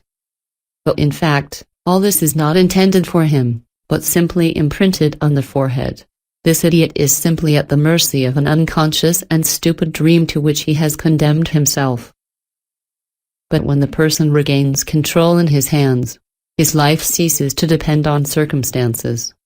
The boat can be steered in any direction other than that of so-called fate. Everything is very simple. Life is like a river. If you are the rower, you have the option of choosing the direction, but if the current is carrying you, you are forced to float where it flows. If you want karma, you're going to get it. If you think your fate depends on some implacable circumstance or on the mistakes of your previous lives, then you realize the appropriate variant. It is as you wish, since you are the child of God. But if you wish to be the author, it is also in your power. The dual mirror will accept anything. The only question is, do you know how to use it? In the framework of the transurfing model, all this is quite obvious. The only unfathomable mystery remains the space of variance. Who put everything in it? Where does this come from? And why? And what was there before we put all this in there? I confess, I don't know. I can only guess. No one has ever created the space of variance. It has always existed. The human mind is made in such a way that everything in this world must be created by someone or something, and that everything has its beginning and its end. Apparently not everything. I'm afraid that even if one could increase the state of human consciousness by the same amount as its current difference from that of an oyster, that is also not enough to understand this stuff. There are areas that lie well beyond the capacities of the human mind. The mind is only a logical machine, even if it has the ability to think abstractly. And the level of my abstract thinking only allows me to build a primitive mathematical model. If we made the symbolic degree of a person's consciousness stretch towards infinity, so that the degree of ordinary human consciousness becomes only a point, then the question posed would be summed up in this way: why me? The point. Can I take any position on the coordinate grid? Who created the coordinate grid? Who needs it? And what was it before? Inconceivable. And if you say at this point that apart from the grid, there is also a 3 and n-dimensional space, she will eventually lose the ball. It is easier to believe that fate is predetermined by unknown higher forces, and that it can thus be calculated and predicted, than in the existence of the inconceivable space of variance, which has absolutely everything. Either way, people are not comfortable living in the dark.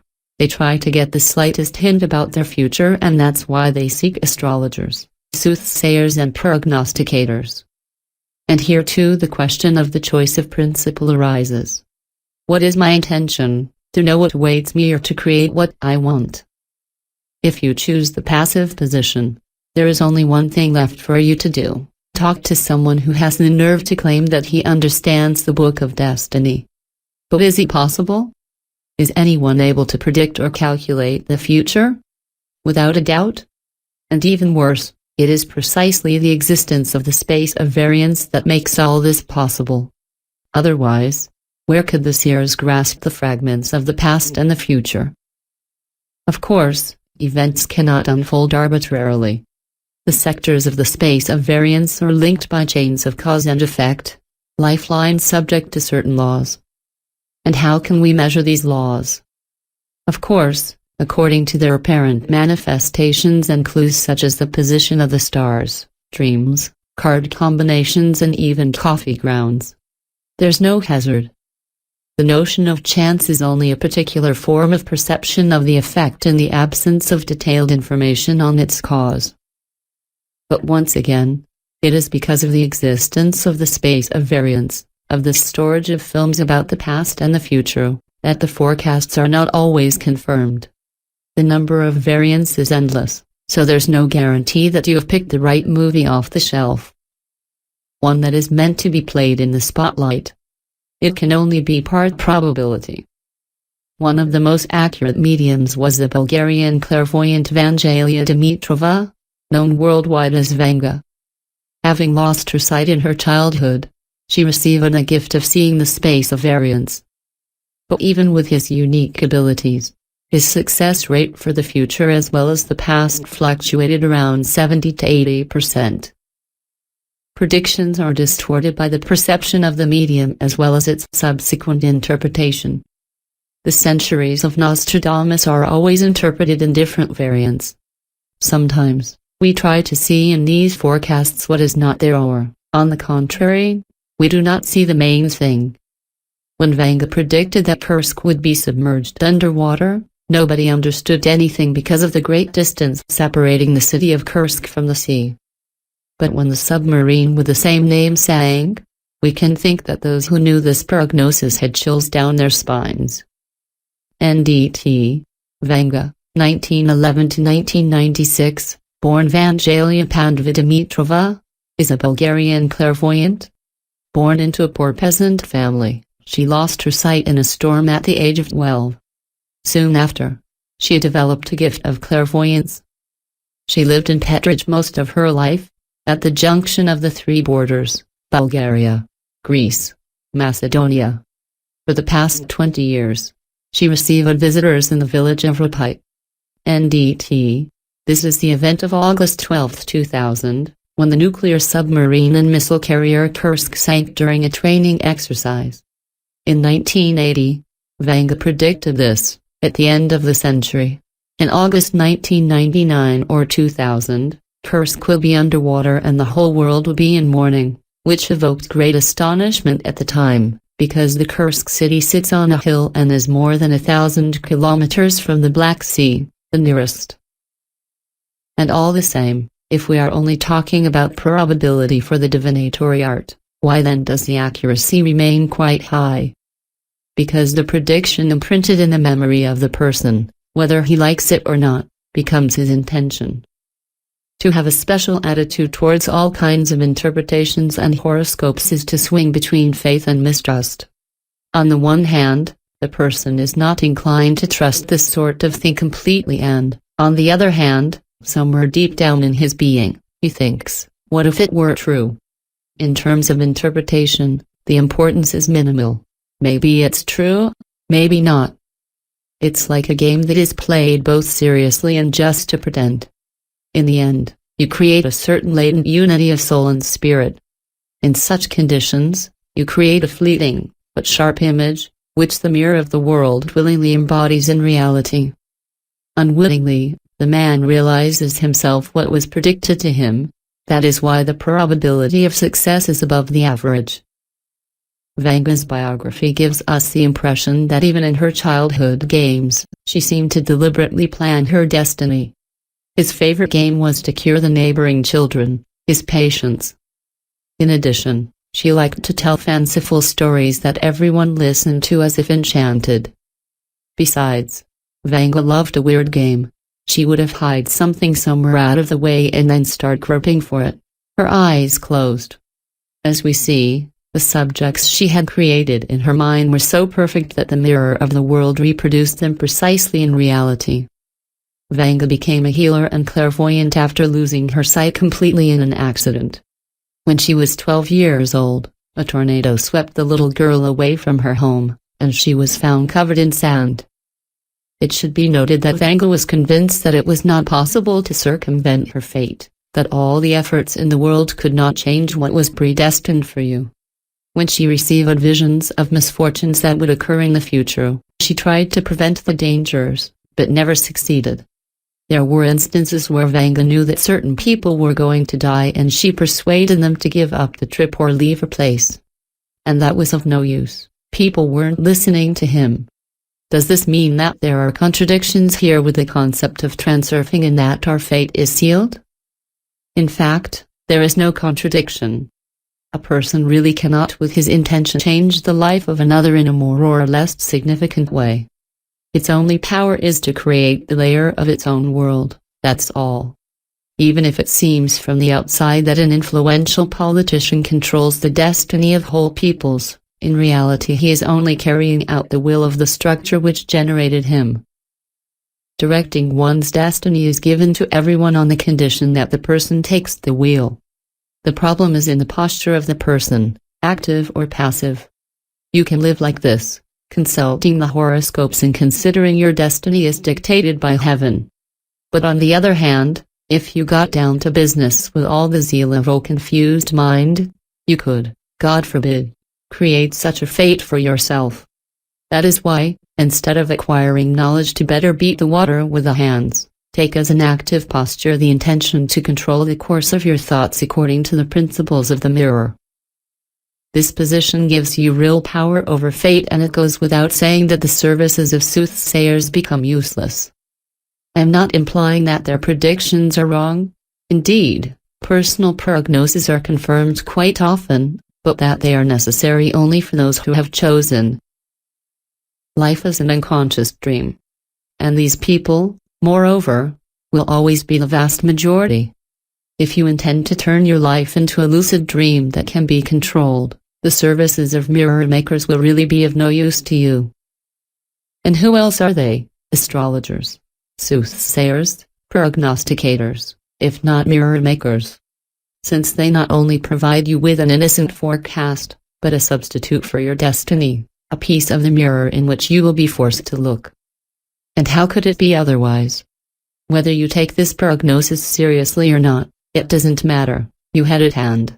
Therefore, it will remain in your subconscious to program your future. Even without talking about money, do you really believe that you can get a piece of your future just like that? The book of fate cannot be consulted without consequence. And the price for that commodity is always the same. You're going to have to take it with you and make it part of your life whether you like it or not.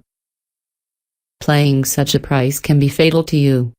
And the fault, or rather the responsibility, is not on the side of those who sell fate like a commodity, but of those who buy it.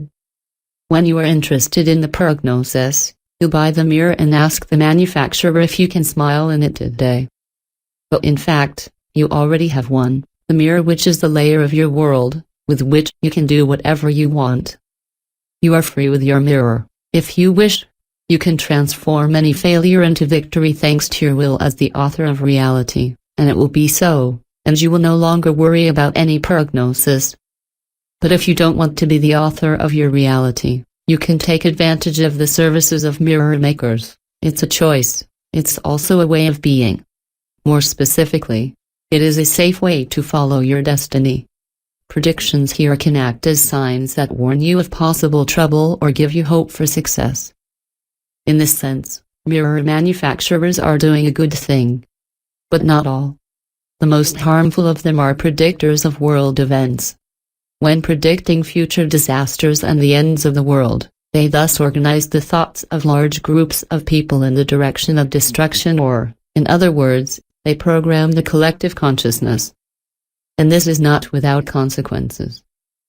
The curious thing is that scientists are in the league of mirror makers too, although they don't have a direct impact on people's fates. Throughout human history, they only try to explain to us how our world is made. At one time, the Earth was flat, rested on 3 whales, elephants, a turtle, etc. Celestial bodies revolved around the Earth in ancient times. Many millennia have already passed, some things have become clearer, but the process of trying new models for the universe still does not stop. Classical physics is giving way to quantum physics. The objects of the microcosm are first declared particles. Afterwards, it turns out that it's more the waves that have nothing against being particles from time to time.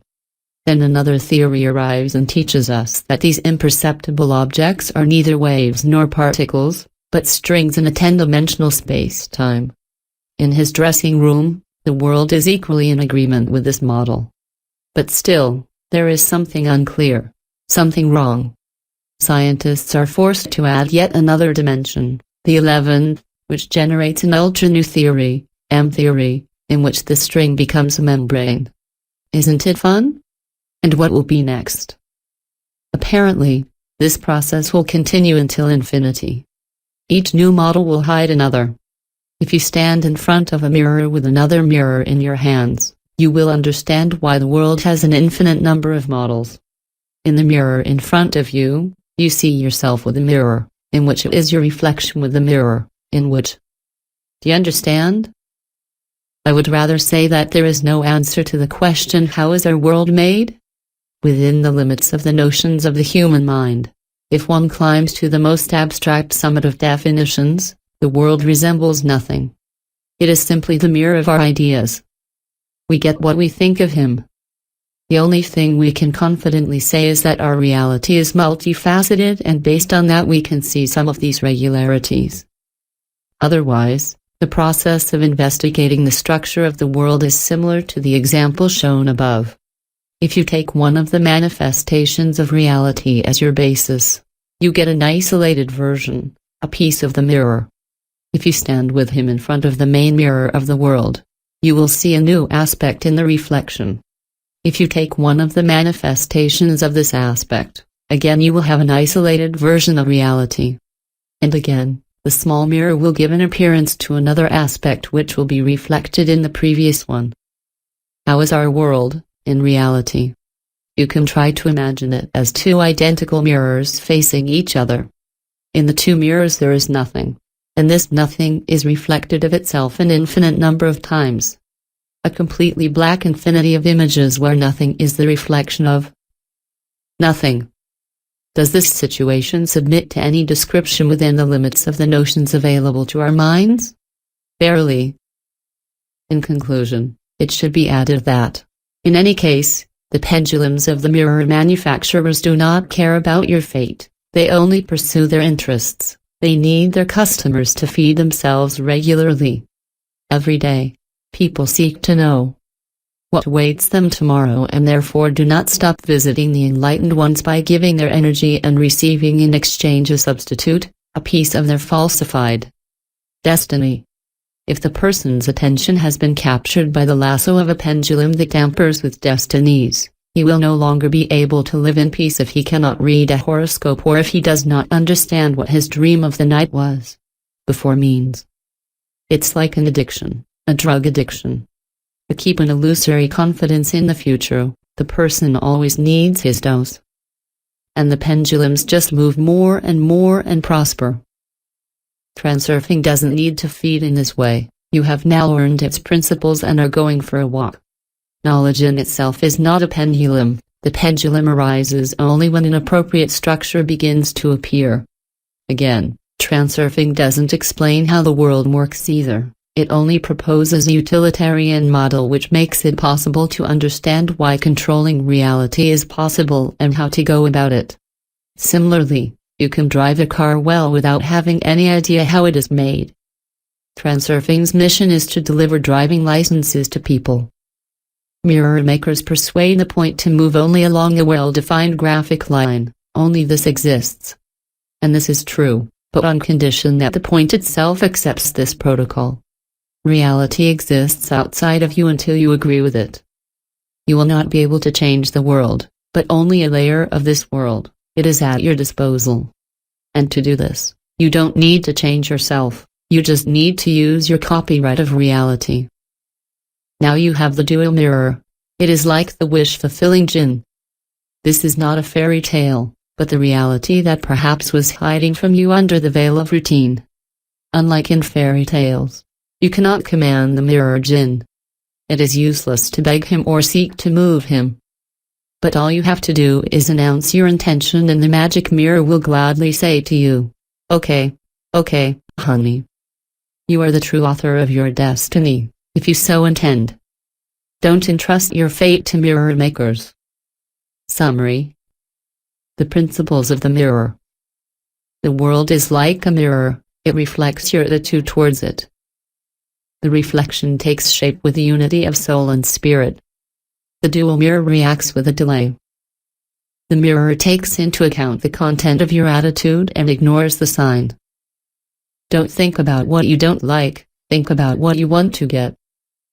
Let go and allow the world to go with the flow of variations. Any reflection must be perceived as positive. If you control the course of your thoughts, you control your reality. Affirm the amalgam formula at every opportunity. Move the subject, your attitude and the course of your thoughts, not the reflection. Attention must be focused on the purpose, as if it had already been achieved. To materialize the cliché, you must play it systematically in your thoughts for a sufficiently long period. Don't stifle your emotions, change your attitude. Chapter 2. The Guardian of Eternity. My world and I are going to get a toy? The energy of intent. In the previous chapter, you learned about the principles of reality check. Now, let's talk about the concrete methods. The first essential condition, without which it is not possible to practice transurfing as such, is to have a fairly high energy level. There are two types of energy, physiological and free. Physiological energy is perceived as heat and physical strength. It occurs through metabolism. To maintain physiological energy at a good level, it is enough to eat well, rest and move outdoors. Free energy comes from space, passes through the energy channels and manifests itself in the form of vitality and liveliness. This is called the energy of intention, thanks to which man feels full of enthusiasm to undertake decisive actions. If you drag your life from day to day, if you only have energy to carry out routine activities and above all, if nothing interests you in life anymore, it means that your energy level or your level of strength vital are extremely low. We can say that free energy and vital force are the same thing. Youth is when the energy of intention springs from you. Imagine an old lady who looks sick. There she is, stumbling and moaning on her way. She can barely move, it's so hard on her. And hop. Suddenly, you see her springing up quickly, making big jumps, then she jumps up high and, while giving a victory cry, yes, splits the air in two with a sudden movement of his hand. It sounds unimaginable, but that's exactly what this old lady would want to do if she got her energy back up to an appropriate level. Why is it during the first part of his life that man makes his best creations? It is the energy of intention that conditions this. If maintained at an appropriate level, it is possible to shine with masterpieces at any age. The vital and creative force atrophies when the person stops searching. There is a certain type of people who look at the world with indifference. They've seen it all, been through it all, and apparently they like that feeling of satiety. This world is for them like a park crossed almost everywhere hundreds of times, in which there are no longer any surprises. In an indifferent and lazy voice, they give lessons to others with the air of people who already know everything about this life. These people age quickly. Never get tired of looking at the world with your eyes wide open, and you will have more energy, such is its ability. If man is no longer surprised and no longer seeks to reach new horizons, not only does he cease to evolve, but he deteriorates or grows old. Life is a process where there can be no pause. There is a movement, either forward or backward. The state of rest, where one remains motionless, does not exist in nature. Even rocks change appearance. In order to activate your energy of intention, you have to hook it to the goal. The energy ignites when you set a goal to be in the action. So we get a sort of feedback loop. Action generates intention, intention fuels life force. If you're high and don't feel like anything, take at least one step and you'll have some energy. Sometimes we need a little push to get us going. You may think you have little energy and need to find it somewhere, but that's not true. In fact, you have a lot of it, since it comes from space and you can take as much as you can. But the problem is, you've already taken as much as you could. The energy hasn't gone anywhere, it's almost all used up right now, that's all. All his titanic power is used to maintain two types of burdens. First, are the obligations and restrictions that you have burdened yourself with? Imagine this. You commit to doing one thing and immediately take on a small, but heavy weight. Then you impose any conditions on yourself. Here's another clinging to you. Then you promised something to someone or to yourself. And here's another one. How many such small weights do you wear around your neck? As long as you don't have too many, you can to live. But one day the weight becomes too heavy. And then the crisis occurs. The person who got stuck in this way becomes ill or depressed, or has an accident. She becomes anxious and looks at this world with suspicion and apprehension. Which leads to the fact that reality, which is the reflection of our thoughts, indeed takes on increasingly gloomy tones, and so begins a bad patch. A difficult period, which can last for a very long time. Second, the position is occupied by the weight of excessive potentials. When you attach too much importance to certain things, it is you who encumber yourself with an exorbitant burden. It's a whole mountain of unmanageable baggage. The feeling of inferiority. I have to be amazing. I have to defend and consolidate my importance. The guilt, the duty. I have to make up for it. It's my commitment. The exaggeration of the problems. It is a big job that awaits me. Doubts and worry, too, add pressure. Many people go through their lives like this, covered everywhere with the weight of all kinds of obligations, unfinished business, difficult conditions, planned projects and innumerable objectives. The goal triggers the energy of intention, but on the condition that it is implemented instead of remaining suspended in the state of a project. There is nothing easier than planning a job, determining the conditions and making promises. However, it is necessary to know that even an obligation that you impose on yourself, however minimal it may be, hangs on you a burden that takes part of the energy of the intention from you. and it is with this charge that you will have to continue on your way. And finally, one of the main reasons for this low energy rate is the scarification of the human body. Everything is very simple. The energy channels are narrowing, such as an old pipe carrying on its walls tons of tartar, from where a flow of energy which becomes a meager dripping. This causes a deficit of free energy, which causes the rest of the problems: poor physical condition, low level of creativity, illnesses and all the associated consequences. As a result of all the energy that manages to enter narrow energy channels, a huge dose leaves to maintain a whole garland of useless weights. The little miserable nothing remaining in the residue makes up the totality of the available vital tone, which constitutes for us vivacity, power, joy of life, optimism, the desire for everything at once, the sense of being able to move mountains. Judging by his condition, each of us can estimate his funds. I doubt very much that there are many high net worth individuals. Thus, the totality of the free energy finds itself engaged by a beautiful skewer of unrealized objectives, the projects, which only weigh down. In order to free up your resources, you must either get rid of some of the potential objectives or start their achievement. Notice what annoys you. Come to think of it, you may well give up a lot of small weights without regret. Most of these heavy trinkets seem very useful, but what good is it if you always carry them with you without being able to realize them? Here are some examples. I absolutely have to be the best. I am obliged to always be on the level. I am going to prove to everyone and to myself what I am worth. I have to go through it, since I chose it. I have to win, otherwise I won't be able to respect myself. I have no room for mistakes. And so on, like quitting smoking, learning a foreign language and, more generally, starting a new life on Monday. Let's agree, everything that is infinitely carried over constitutes unnecessary weight. You either have to realize it or throw it away, because it takes energy from you, the wasting of which is just stupid. When the person is struggling with one of his bad habits, he devotes double his energy. On the one hand, in any case, he must pay the interest on the loan to his pendulum and, on the other hand, it must also carry the burden of the obligation to put an end to it. These hassles can last for years.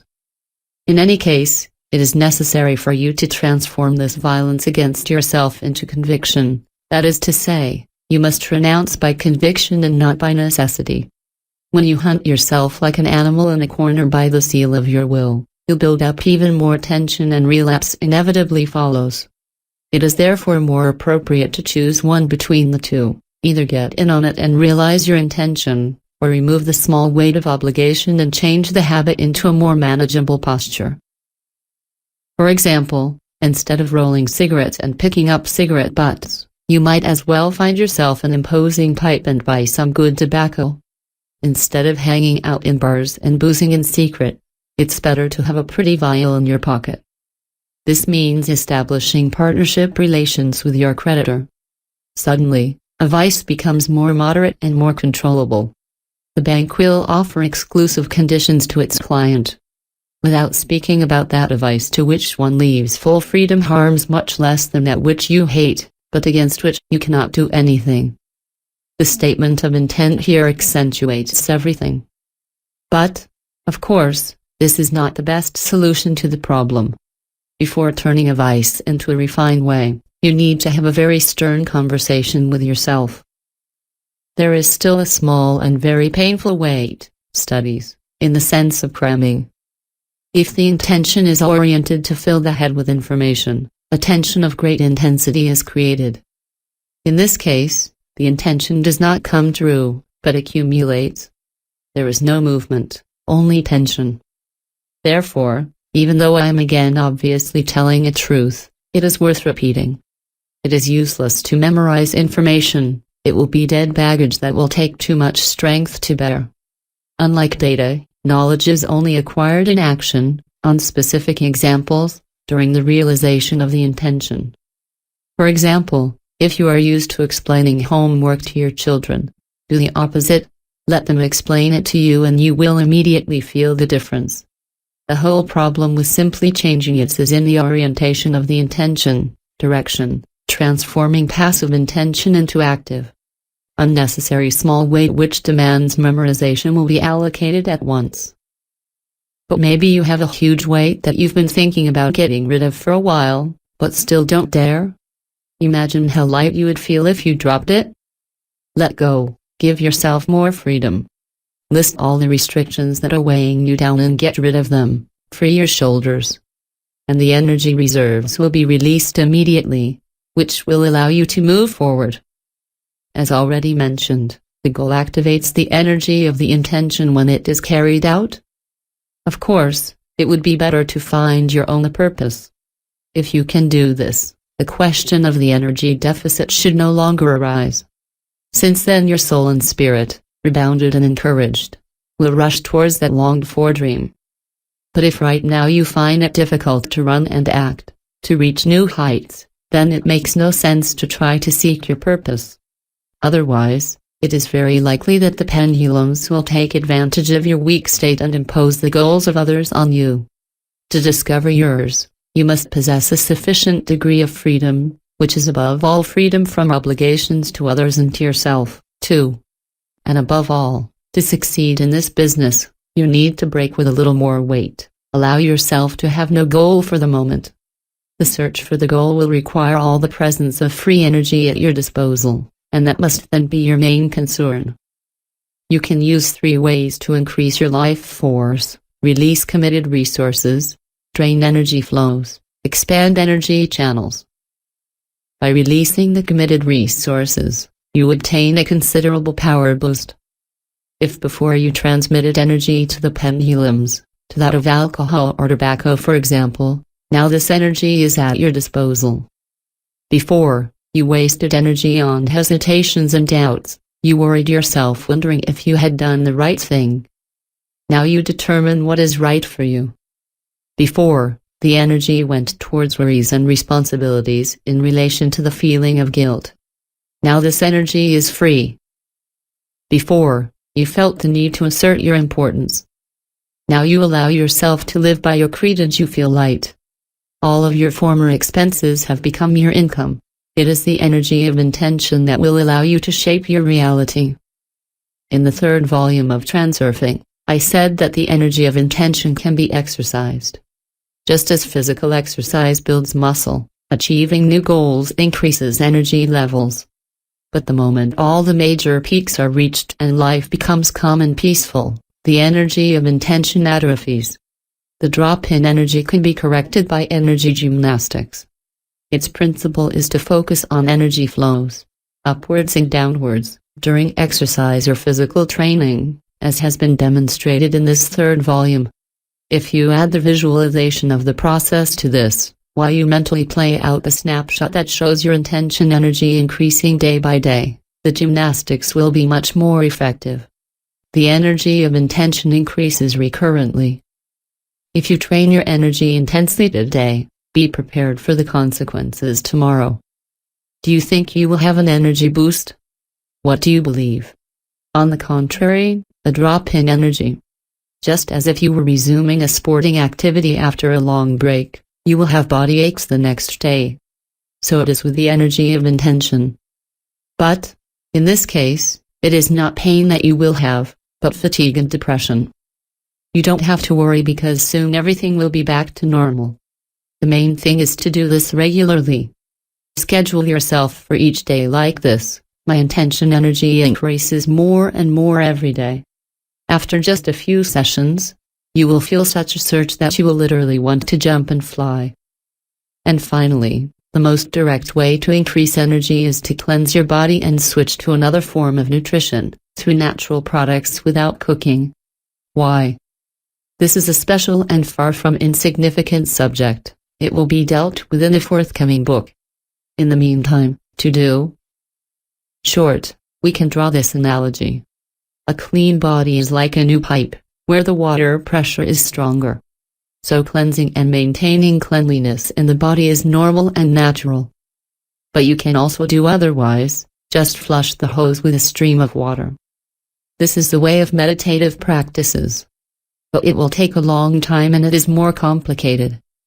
This is why what I propose to you is the simplest and most direct way: physiological cleansing. A high level of vital force puts the person in the state called inspiration. In this state, you are able to generate ideas, find brilliant solutions, create masterpieces. The muse, like a butterfly, always tends towards the light. Skepticism and indifference indicate that the energy level is low. With a lack of energy, you will always view the world with pessimism, which inevitably translates into reality. But if you have a high vital tone, you send out in the mirror of the world the firm image of a prosperous man, and it is then that success itself comes your way. There is one more thing to say about this. You may have noticed that inspiration sometimes behaves strangely. Sometimes you have moments of exaltation where the impossible seems possible. But, we don't know why, the enthusiasm fades quite quickly and gives way to pragmatism. The fire of optimism is burning fast and the old bleak image of the grayness of the world is re-establishing itself. The ideas that give wings seem hopeless again. What good is inspiration if it can build castles in the sky? In fact, it is not inspiration, but euphoria. This state occurs during a sudden transition from a low energy level to a high level. Such a passage can occur with the consumption of strong stimulants or simply when atypical information disturbs the imagination. This anomalous energetic increase unlocks for our consciousness access to sectors of variant space that are far removed from those we are currently realizing. In theory, these variants could also occur, but they were too far from the current channel of the variance and therefore required too much energy for that. For the same reason, ideas that seem great in dreams turn out to be insignificant when you wake up. In dreams, the soul visits places that have very little in common with reality. Only when stable can the energy of intention generate truly authentic ideas. And they are close to the current of variance. But in order to bring the consciousness out beyond the limits of the material world to reach them, you must possess either a special gift or a high and constant level of your life force. The lack of talent can therefore be made up for. The energy of intention not only provides the vitality to be effective and dynamic in the material world, but there is another fact which is even more curious: the higher your life force, the more quickly what you desire. The energy of the cosmos, passing through the human body, is modulated by the mind and takes on a certain structured form, just as a radio transmitter transforms electricity into a signal carrying information. Having received this structure of information, the human energy illuminates the sector of the corresponding variant space. This causes the metaphysical variant to incarnate in matter on the physical side of the dual mirror, and thought materializes. Apparently, the stronger the power of the radiation, the faster and more efficient the materialization process will be. As you know from the previous chapter, the realization of thoughts does not happen instantly, otherwise our life would be like a video game in the world of absolute chaos. For the reflection to take shape, it is necessary to have a precise subject, worked out in the unity of the soul and the spirit, or else to concentrate one's attention in a sufficiently long and targeted way. It is possible that one day someone will invent a materializer of the space of variance. If, of course, the superior forces allow it. Artificial intelligence still remains out of reach, and maybe that's good, because you never know what it might entail. What matters to us is knowing that we are capable of turning our dreams into reality. A high energy level does not mean using force. For the layer of your world to take shape most effectively, you must feel oneness, even sameness, with it. You need to take a new look at the reality around you. I control my reality as well as my body. Enter the same temporal mode with reality. Don't wait for instant changes but be calm, patient and keep your line. You can easily control your body. It's natural for you. But there are people who, due to certain illnesses, have lost this ability. Their body can perform involuntary movements, otherwise remain paralyzed and not obey the intention. When you are disturbed, your body is not completely surrendered to you either. For example, A complex and shy person may have difficulty controlling the movements of their hands. There is no unity of soul and spirit. What is much worse is the way in which the relationship develops between man and the layer of his world. The man feels cut off from the reality that surrounds him. The diaper seems to be somewhere outside of him. He is making moves he has no control over, and it seems like it will never get better. But it is enough for him to feel in unison with his world, and he will obtain the faculty to control it in the same way as he controls his body. This faculty has atrophied completely, but it is possible to restore it. To do this, you must get used to always being aware of your environment, to feeling that you are part of this world and that you find yourself in its context, to seek the relationships that bind you to it. In other words, you must be an isolated part in this world and at the same time dissolve into it. I do not hide from you that it is not an easy task. This cannot be taught. Man can only acquire unity with the world through his daily experience. And this path can sometimes take a lifetime. Those who are not attracted by the laborious practice of spiritual development therefore have a simple and accessible manual. Here's what it's all about. In many cases, you don't immediately get something you want. But in any case, you only receive what is central to your intention. For example, if you need to increase your muscle mass, your attention should be on the shot in which the muscles are growing. If you want to lose weight, all your thoughts should revolve around the fact that your body is getting smaller and smaller. If your goal is to increase the energy of intention, you need to focus on the energy flows and envelope.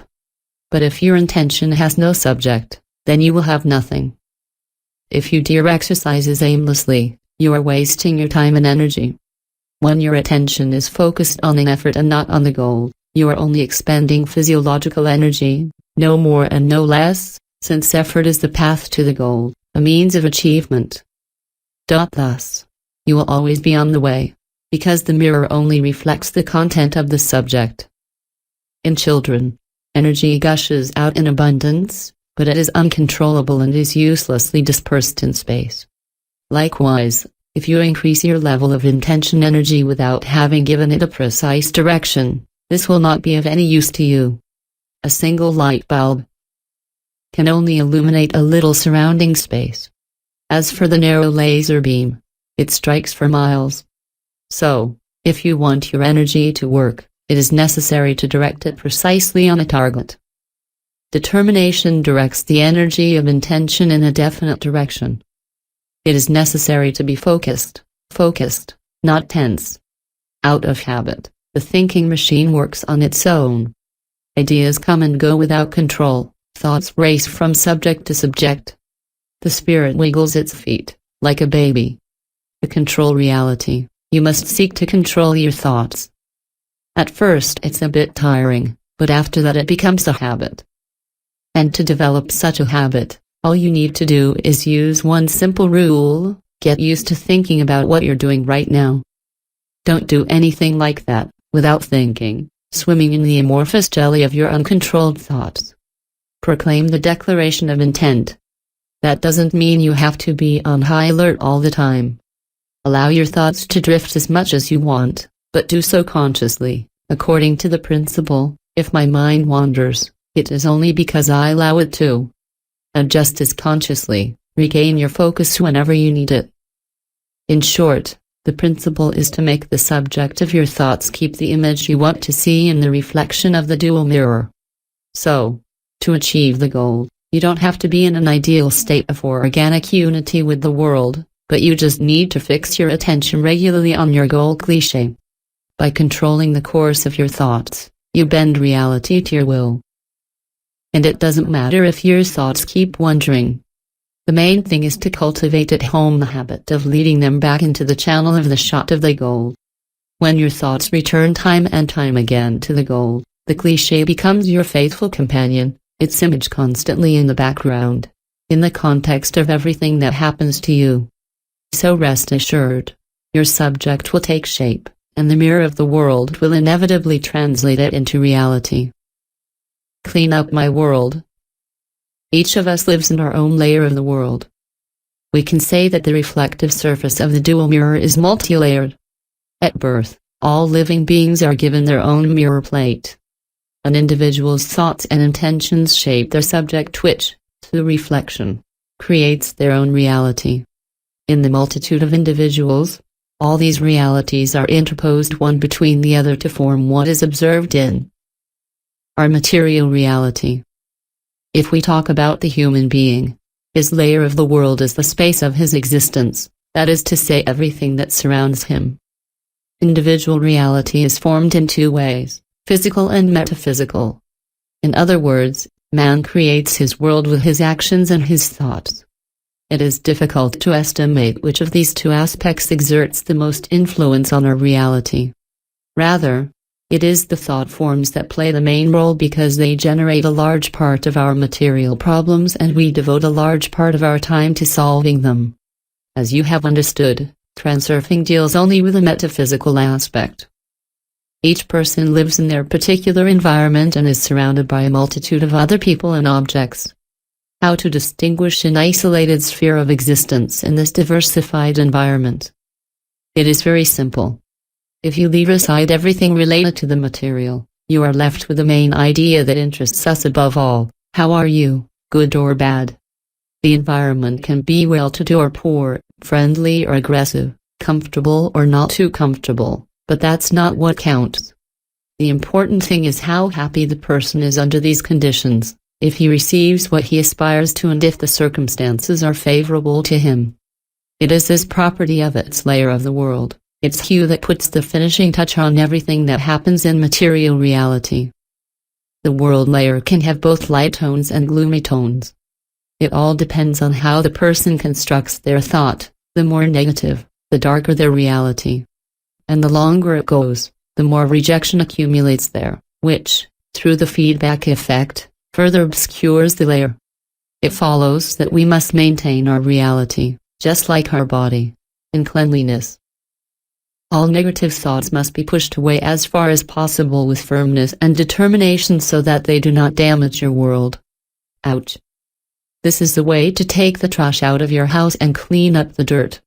You have to free yourself from all kinds of waste. Otherwise, despite all the efforts in the world, it will always go wrong for you. However, there is one kind of rebel that you will find difficult to part with. It is above all the feeling of guilt, then the inferiority complex, the doubts, the worry, the fears, the dissatisfaction, the rejection and the worst expectations. They are like evils that we would like to get rid of without having the means. They must therefore be treated. We have everything you need for that. Imagine the following: the man, accompanied by his people, takes a magic bus to go where his dream comes true. Come, sweetie, we'll get your toy? Yes, my world. It's wonderful. The journey full of joy is filled with promise. Everything is perfect. What else do you want? But the anxious mind is not used to it at all. It looks around and looks for trouble.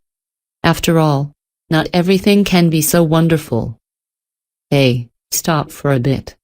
Over there, see? It seems like believers are judging me. It wouldn't hurt to drop them off somewhere, just to make amends. No, my darling, you have put anything in the head. Yes, I'll do it, otherwise I will not be quiet. The bus stops and then some sticky guys enter it and start accusing the man and demanding things and others. We are your judges. There is nothing in particular to do, so the bus restarts. Basically, it's not too bad, but the man is impatient again. Look, he said to his people, what extraordinary individuals. Let's take them too, they will serve as an example to me. Please, my darling. What's the use of taking more travelers? The world makes feeble attempts to protest, but yet it is forced to accept, and the bus fills with arrogant individuals who make it clear with all their being that the man cannot even reach their ankle. We are your ideal. And on the road, there are still people beckoning to stop. Fear, worry, doubts and worst expectations. And of course, the man tries to think wisely. If it is, these wise travelers will show us the good direction and save us from a reckless step? As you wish. My dear, accept the world, and let the noisy crowd. We are your common sense, they claim. With their lamentations full of good reasons, they turn the trip into real hell. And to top it off, other entities stand in the way. Resentment, critical sense and antipathy. Man is not at all in favor of meeting them, but the world already has the habit of picking up all those on whom the attention of the spirit directs. We are your worst nightmare. Naughty guys scream and, with peals of laughter, they tumble into the bus. Even if the man would have been happy to get rid of these unwelcome companions, it is now too late. The bus is cluttered and can no longer move forward. Manipulators, cardboard idols, hysterics, counselors and other vermin have ruined everything. But who is responsible for it? Why did you take them? Of all these wastes, the most destructive is the feeling of guilt, whether it is conscious or not. If you find that the world is punishing you or humiliating you, acting as if it is laughing at you, trying to subjugate you, then all the signs of the disease are there. Kick this infection away from you. Guilt is a cheeky guest in your home, slumped in a chair with its feet on the table, dictating its terms to you. You are quite capable of throwing it out if you become aware that it is in your power.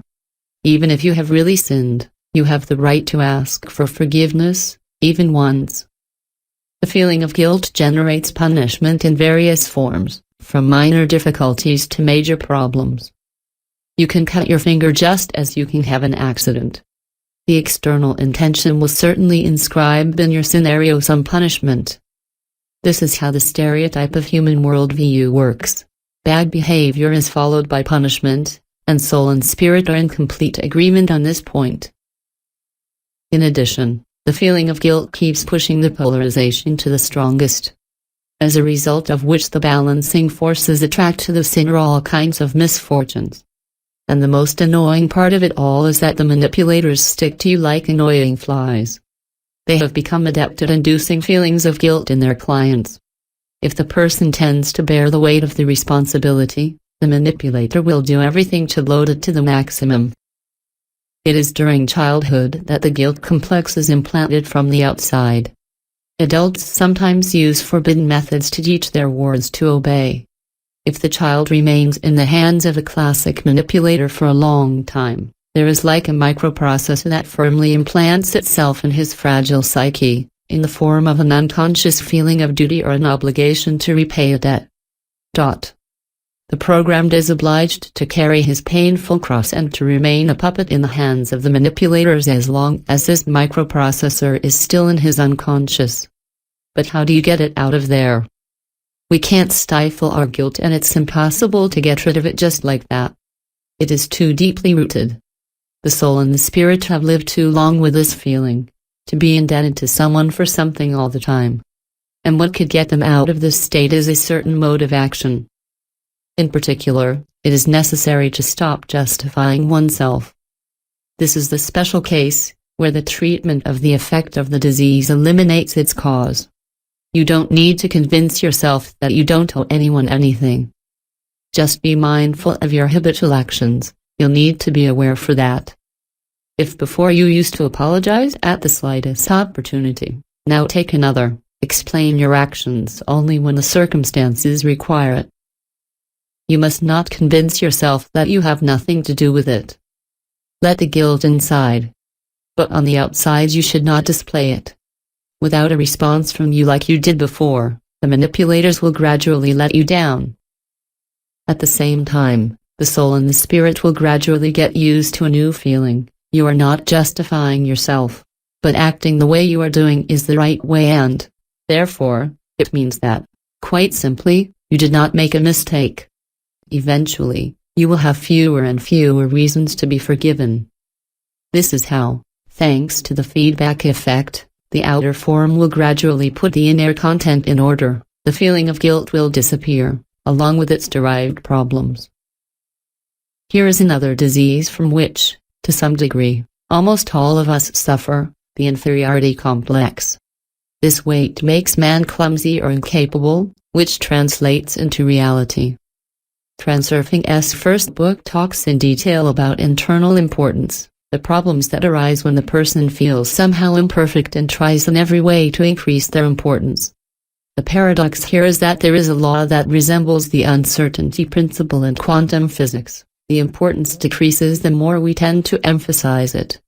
And on the contrary, the one who does not care about his importance undoubtedly possesses the desire to consolidate one's position or emphasize one's advantages is an illusion, like chasing one's reflection in a circular mirror. But how do you convince yourself that you really are worth something and that you don't have to prove it? There you still have a feedback loop where the consequence eliminates the cause.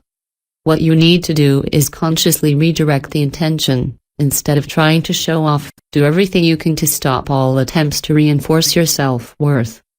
If a person doesn't do it, but you know that almost everyone does it in their own way, the people around them intuitively sense that their importance doesn't need confirmation. And if that's the case, then you start to treat that person with more sympathy and more respect. From then on, the soul and the spirit are gradually impregnated with the conviction that I am really worth something. At a certain point, the circle of the mirror stops moving, then changes direction and begins to move towards you. As a result, self-esteem improves and the inferiority complex vanishes. Doubts, worry and anxiety also considerably spoil the image of the world. Don't forget that as soon as these thoughts find their reflection in the mirror, your layer of the world lets in what you really need to be wary of. But fears do the greatest harm to your goal because, as you know from the previous chapter, worries turn desire into lust. The more the flames of desire resemble those of fear of failure, the greater the external importance and the lower the likelihood of success. It is necessary to give up the expectation of lust that is taking shape, otherwise you will not achieve anything. In order to achieve your goal, you must have intention. Devoid of doubts, it appears when, from the simple I want, we go into action. To appease this itchy impatience, it is necessary to find an insurance, an escape route in case of failure, and also to accept this failure from the beginning. But here is the question, how can one accept failure in advance if one is thirsty for the desired thing? But you will see for yourself when nothing goes right, despair or perhaps rage will make you abandon everything that has to do with the expected result. In desperation, it is also possible to give up internal importance, which is the painful feeling of self-esteem. If there's something you can do that hits your ambitions mercilessly, the feeling of helplessness will make you give up everything, including importance, like a hateful burden. You will immediately feel light and free. And things will improve immediately. Usually, doubts about a happy ending overwhelm you as the mind wonders about ways and means to achieve the goal. In previous volumes of Transurfing, much was said about why it is not advisable to think about it. You can't know exactly how everything will work out. Your task is to focus attention on the goal as if it had already been achieved, and in this case the external intention will at some point open the doors for you. Now that you know the rules for using the dual mirror, you don't have to worry about anything anymore. The most effective means against doubts and apprehensions is to know the principles of the mirror. First, direct your intention to maintain the my world takes care of me amalgam. Then rigorously apply the last three principles of the mirror. Suppose you are going to take a competitive exam to join a university. Before the tests, say to yourself, what if failure was rather an opportunity? Then go to your exam, smiling and relaxed. It's called accepting failure and going with the flow of variation. You have to do the right thing and at the same time think about the end result with indifference. Or rather think that any outcome will be a success. Don't pretend you don't want to achieve your goal, you can never fool yourself. Simply, do not seek to understand how your goal will be achieved. Do not fixate on your scenario. Your job is to visualize your shot and move your feet in the direction of your goal. Mind control should be applied not to the script, but to the implementation of the principles of the mirror. Why worry since you will succeed anyway? Since it is up to you to decide how your attitude will be, positive or negative. People are used to having a negative relationship with failure, which is why they are forced to submit to the rules of a game in which success is elusive by definition. Is for you, dare to take an inadequate step, baptize your failure a success. This is when you will come out of the whole system and victory will be achieved. Here, as with feelings of guilt and importance, the feedback circuit operates. Having shifted the attention from the reflection to the subject, you cut the circle of the mirror. It is not necessary for you to believe in your success and convince yourself of it. All you need to do is redirect your attention to following the principles of the mirror. As soon as they start working, you are going to notice big shifts in your reality. Your mind will be convinced that the mirror really works. You will understand. Finally, there is this new way of achieving success, which is far from what he imagined. Afterwards, the soul and the spirit will calm down, the fear and the doubts will leave, and the circle of the mirror will begin to move towards you. The rest of the bric-a-brac that needs to be thrown out of your world are judgment, discontent, hostility, and worst expectations.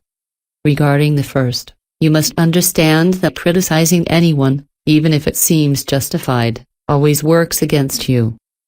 It's a very thankless business. In order to restore stability between good and evil, the balancing forces will do everything to put the accuser in the dock. And there will always be an excuse. So, it is better that all judgment is taboo for you. Compared to other negative attitudes, only one thing can be said. In the play "My world does not suit me, my life does not please me," you create and maintain the same reality. Remind yourself again and again that you are in front of a mirror. The amalgamation and the last three principles of the mirror will help you transform the layer of your world into a welcoming corner. And there is nothing more to add to it?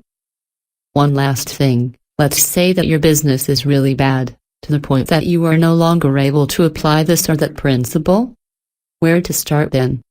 How to rectify our reality? Sometimes life can get really unbearable.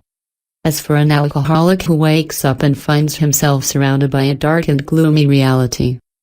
Indeed, let's take for example a situation after an evening of celebration, a gray morning when you have to drag yourself to work.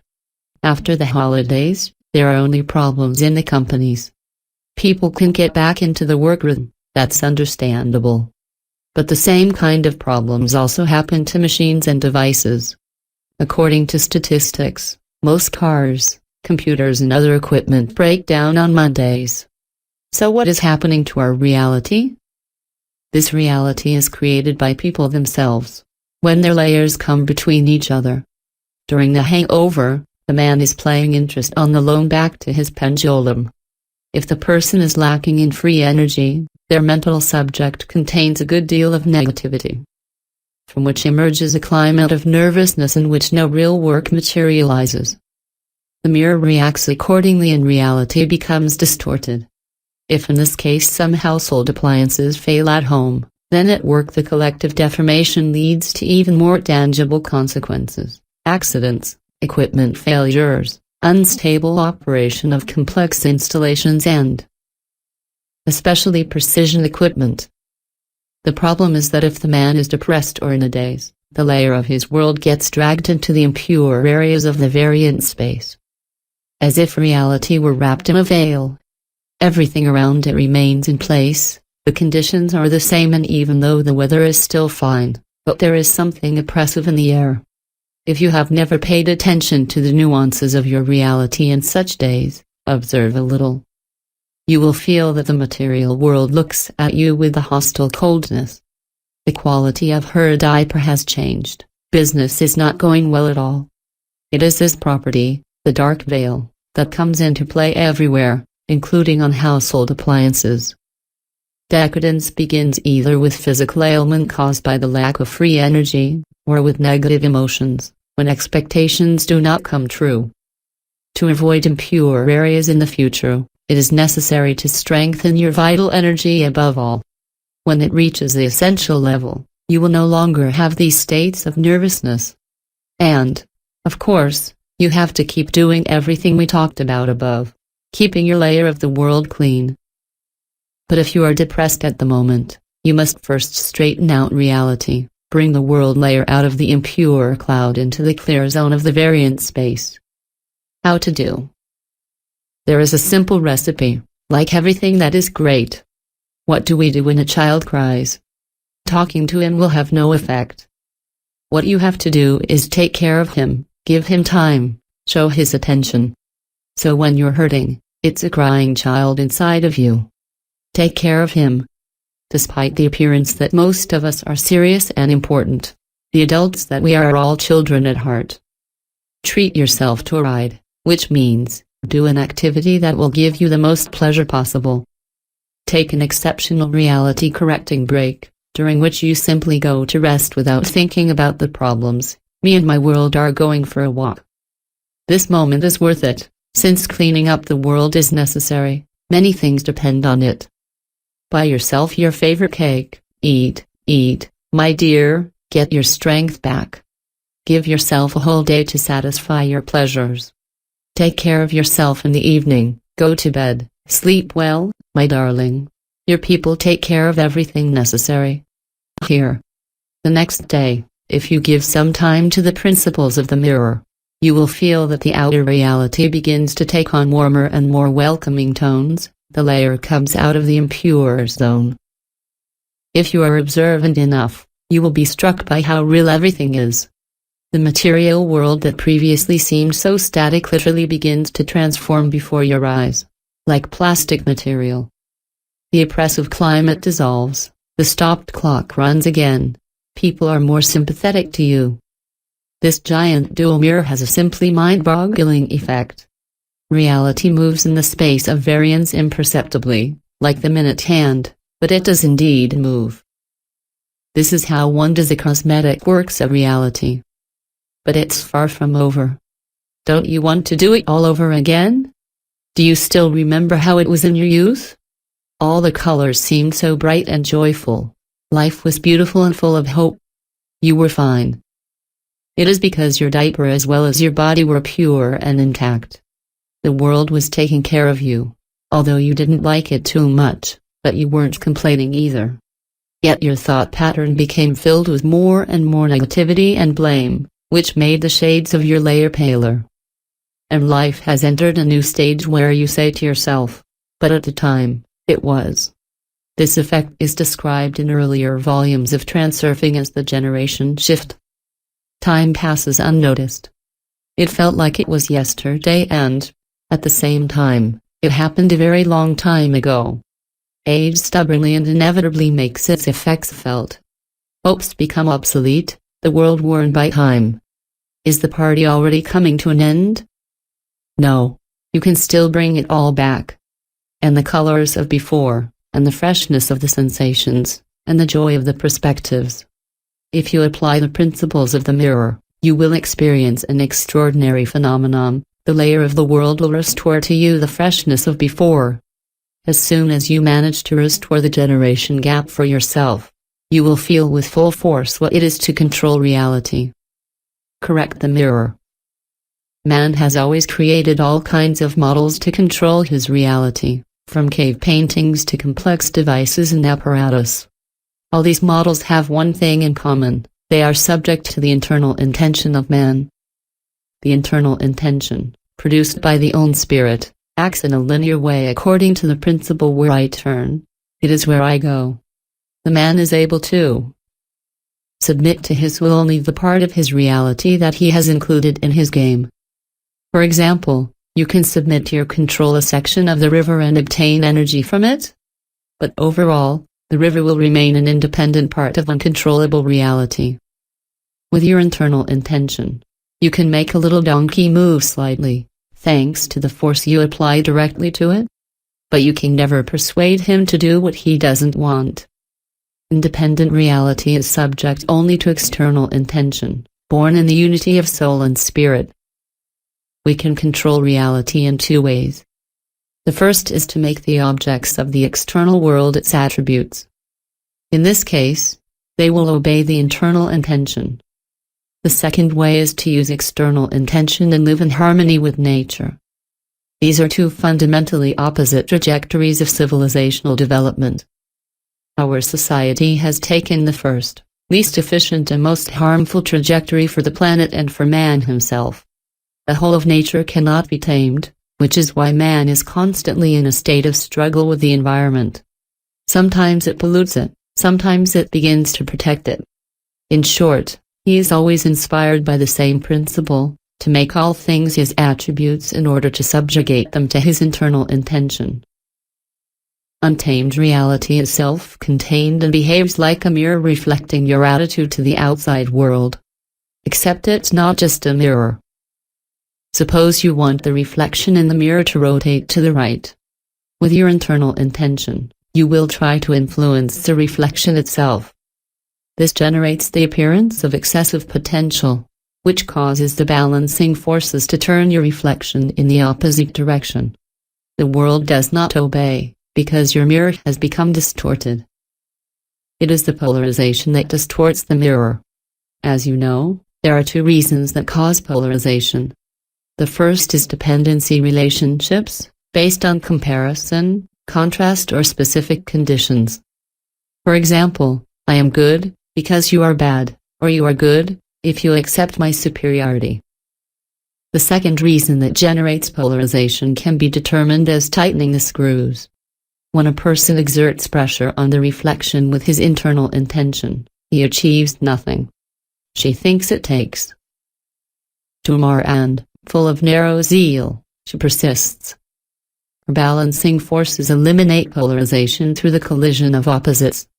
Eventually man gets a result completely opposite to his internal intention. The mirror can be straightened if you remove the bias. It's very simple to do. It's like straightening a bicycle wheel. Deformation occurs where the spokes are too tight.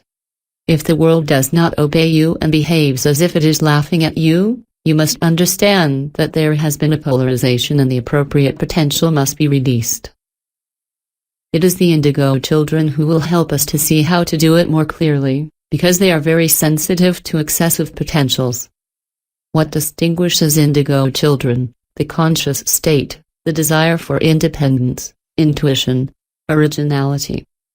All of these qualities manifest themselves in children as a reaction to the attempts of those around them to bring them within the rigid confines of the social structure. Any cell of the structure, including the family, seeks to order the behavior of children, to subject them to its control. From a certain point of view, it is really essential. But not to the point of trying to make a child an attribute of his game, where the rule "you will do what I want" reigns. Obviously, such a primary approach creates polarization. The backlash is that the children become unmanageable, like the leaves carried by the wind of balancing forces. The adults, stupid and disgruntled, are doing, as usual, all they can. They are tightening the screws of discipline, which makes the children either even more rebellious, or broken, transformed into attributes, into elements of the structure which have a life as it should be, but without real interest. Of course, no one wants their child to become an outcast. But the fate of a small screw is also not enviable. Many people can admit that, in their life, it was either good enough, but nothing interesting, or nothing interesting and everything wrong. Every parent wants their children's lives to be different, which is why they put all their energy into encouraging behaviors that further maintain the polarization, insisting with all their ignorance. All the internal intention of an ignorant educator is reduced to a stupid formula: I wish you the greatest good with all my strength, with all my stupid power. Therefore you will do what I want. However, all nurturing problems are effectively solved if we let go of our limited internal intention and reflect on what may have caused the distortion of our mirror. First, one must determine the region where the opposite poles of the polarization are located. If the needles are too tight on one side of the wheel, they must be loosened on the other. The desire for independence and the uncontrollable side of the indigo children are the relaxed rays. What pulls the rays to the other side? It is the pressure of the entourage, which aims to submit these children to their will. It comes to the point where excessive order generates even more disorder. What will happen if we continue to tighten the screws? the spokes will loosen further and eventually one of the mechanisms may fail. Obviously, to reduce the polarization, it is necessary to relax the rays that are too tight. How to do it? Dilute the excessive order in a dose of reasonable disorder. There are a lot of ways: jumping on the bed, having a pillow fight, screeching or making inarticulate sounds, jostling, crawling and, in fact, coming up with lots of other nonsense ideas. You can also lie in wait for another family member and suddenly attack them or commit some other sympathetic idiocy. At the table, it is useful to smear yourself with jam if you do not have cakes on hand. Or say, for example, that on summer vacation you find a muddy puddle near the watering hole, then that's one hell of a chance. And you know what to do. In short, the more you do such intelligent foolishness, the wiser you will be. Your child. The reason for such a paradox should be clear to you. Also, excessive order collapses through humor, when gravity is reduced to idiocy. In general, joy, like boredom, is a state of the soul. We have already mentioned that boredom as such does not exist. What exists is the eternal need to control reality. This need is an inalienable peculiarity of the soul. And why should the soul rejoice? Well, because it feels good. But why does it feel good? Because humor and joy diminish the importance. Controlling reality is impossible with excessive potentials which block the energy of intention and distort the mirror of the world. A bent and tight human body feels uncomfortable, doesn't it? Likewise, the soul, gripped in the vice of excessive potentials, feels bad, and there are always potentials, more or less. The spirit, constantly agitated, twists the arms of the soul. When joy removes tension, the soul gains freedom. That's why you're good when you rejoice, you feel soul comfort, and it's as real as any physical feeling. But in principle the correction of the mirror can also be done without humor. If your character does not allow you all kinds of funny and mischievous pranks, then you need to think about where you can loosen the wheel of control. Any constraint, if unavoidable, must be diluted in freedom of choice. For example, do you want to do the dishes or rather run to the store? Even discipline turns into an expression of free will as soon as it is based on conscious necessity. If an adult proclaims as a rule, "It's forbidden," and period, using the phrase because, he is then not an adult at all, but a stupid child with power. Wouldn't it be better to discuss the situation together on an equal footing, and model it according to the principle of what will happen if? The forced stress distorts the mirror and therefore produces the opposite result. In order to remove polarization, you need to re-examine your strategy, move from showing power to winning respect, and replacing authoritarianism with relationships of trust.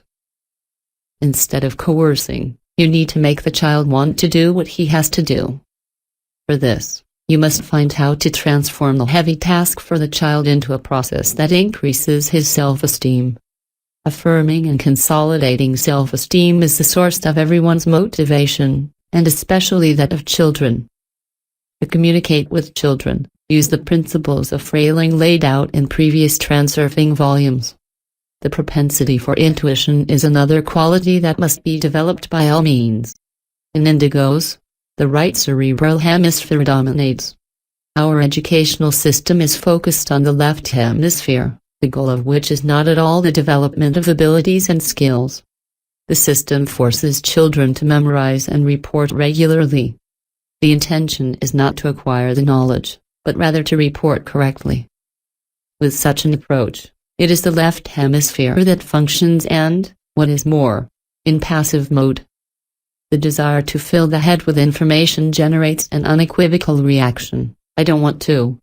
The knowledge acquired in this way is useless, it can only be stored in memory for a short time, like cargo in the warehouse, and it quickly falls out of use, the information is forgotten. However, it is possible to correct this situation very easily with education. And for this it is necessary to simply redirect the student's intention in another direction. First, we must radically change the method of education, not learning, but learning by doing. In this case, the brain functions as it should, as a creator and not as a storehouse.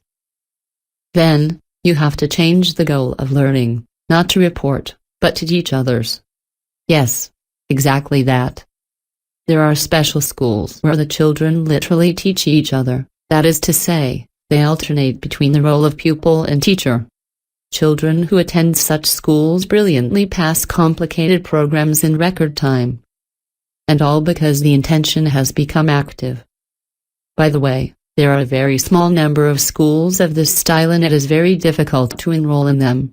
You might think that it would be good to integrate everywhere this advanced method which has proven to be 100% effective. But no, in no case. The problem is that it is not advantageous for the structure to have talents, remarkable personalities or exceptional natures. What she needs are items that work properly. So all is well, the education system is perfection itself. He prepares functional elements and he does it in the way required by the structure, the world of the pendulums. But, as they say, trees grow even on stones, and in the vice of the general order sometimes grow geniuses. If you don't want your child to become such a striking oddity, pressure him according to all the canons of the system.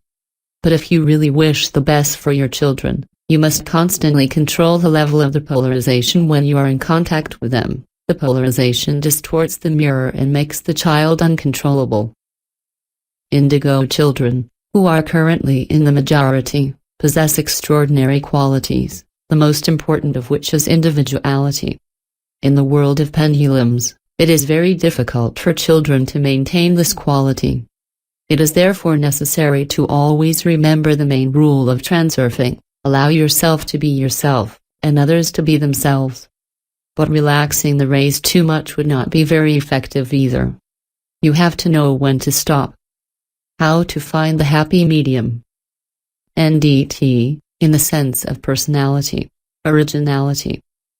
One must observe, reflect and use the principle of mirror coordination, instead of persisting. It is in your power to help your children become remarkable personalities. And as for the structure, they will always be able to adapt to it on their own. The author of reality. So far, we've talked about how to turn your life into a conscious dream and your layer of the world into a nice little place to live in. Although the effect of the mirror principles on reality is tangible, it is still quite slight. Now you will know more powerful processes. The essential tool of transurfing is the goal snapshot, the visualization of the image where the goal has already been reached. I will not repeat what was described in detail in the first volume. I'm just going to reiterate the key points. Don't look at your shot like a movie, from the outside. You have to be in it, inside the events that you are imagining, what you do when the goal is achieved, how you are doing, what you are feeling, what is around you, what is happening. Finding yourself in the center of the picture, you imagine that you have everything you want. It's not a process. There are no strict rules here. Do as you feel, as you can. Do the best you can. The only basis is this: you are in front of the mirror of the world and in your thoughts you shape the subject that you want to obtain in reality. The cliché of the goal determines the vector of the current of the variance. If you regularly project it in your thoughts, the current of events and circumstances will guide you towards your goal. In the beginning, you don't have to have a specific action plan or know how it can be achieved. You don't have to think about the means. At the right time, the right doors will open, specific accesses and opportunities, and you will recognize them. Above all, do not impose strict conditions on yourself on how which your goal is to be achieved. Your duty is to focus on the end. Apart from the cliché, there is also the visualization of the process, also described in the first book. When you are already on the path to the goal, that is, when you know how it is to be achieved and you are doing what is necessary in the material world, the process can be accelerated by visualization. Here is the principle: I succeed in what I undertake today, I do it better than yesterday, and tomorrow I will do better than today. We can say that it is the work of the oars in the current of the variance. But the main point remains the same: it is the direction of the current. If you hold the cliché of the goal in your thoughts, all the circumstances work out for you to achieve your objective, even if it seems to you that this is not the case. You can rotate the snapshot at any time and as much as you want. Spend at least half an hour there every day if you really want to make your dream come true. To amplify the effect of visualization, you also have some specific techniques. The first of these are energy flows. The sector of variance space materializes with energy which, passing through the human body, is modulated by its thoughts and then transforms into the energy of intention.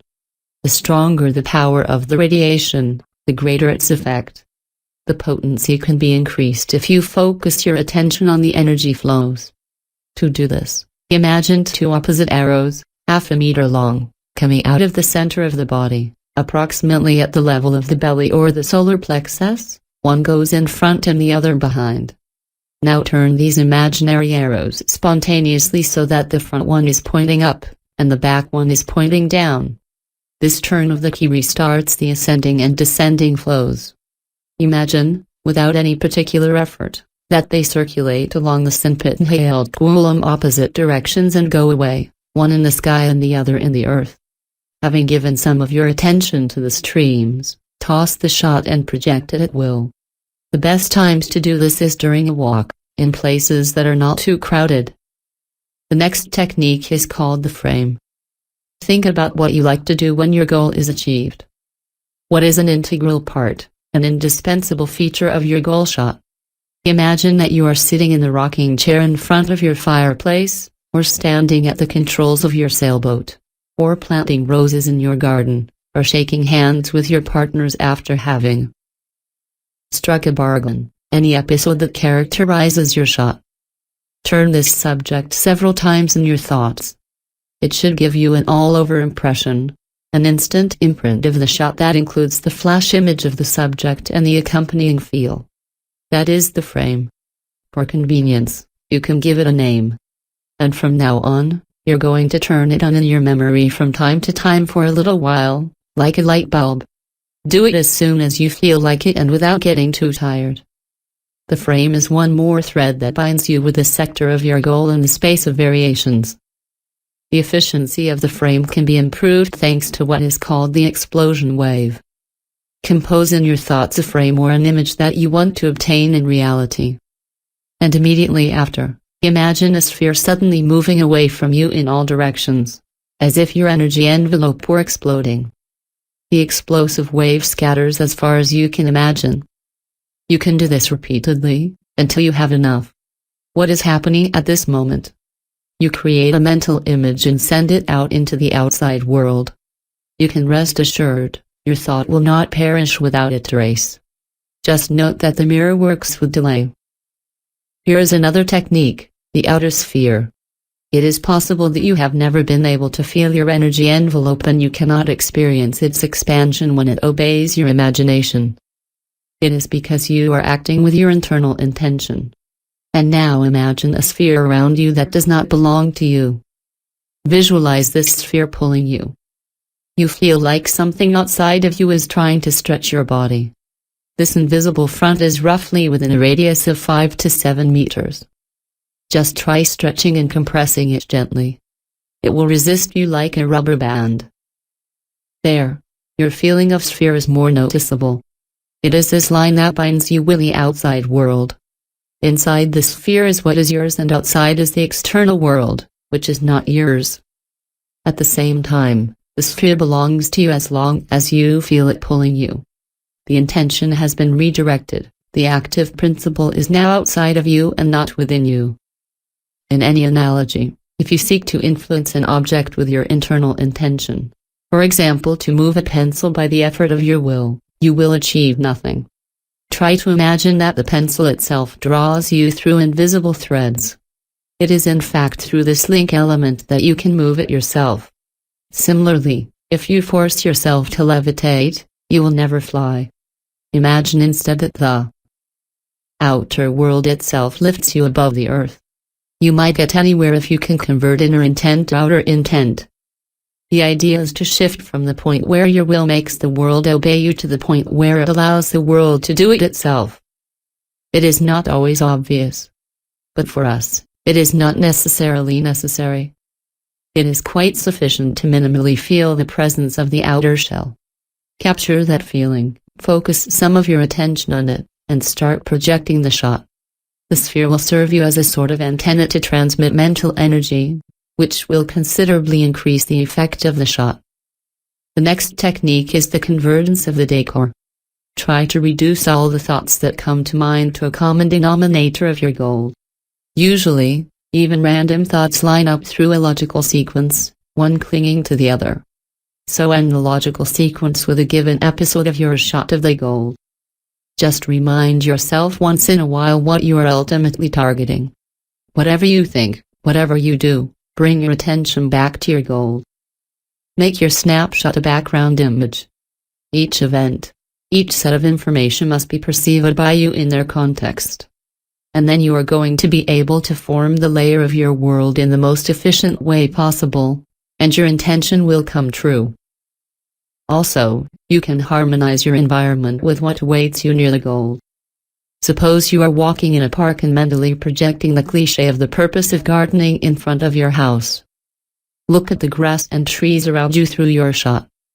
You will feel that the image is changing, the decor takes on new nuances. You may feel like you are already in your virtual garden. This effect occurs as a result of juxtaposing the snapshot against your current surroundings. Part of your attention is fixed on the variant space sector as your eyes see material reality. It is the conversion of present reality into the area of your goal. At such times, the process of materializing the subject of your thoughts is intensified. Remember how, in your childhood, when you were detached and carefree, the world took care of you. At the time, you weren't aware of it. You were fine, that's all. But over time you have become more and more capricious and discontented, and the world has lost interest in you. This sense of childhood peace and comfort, what was it associated with?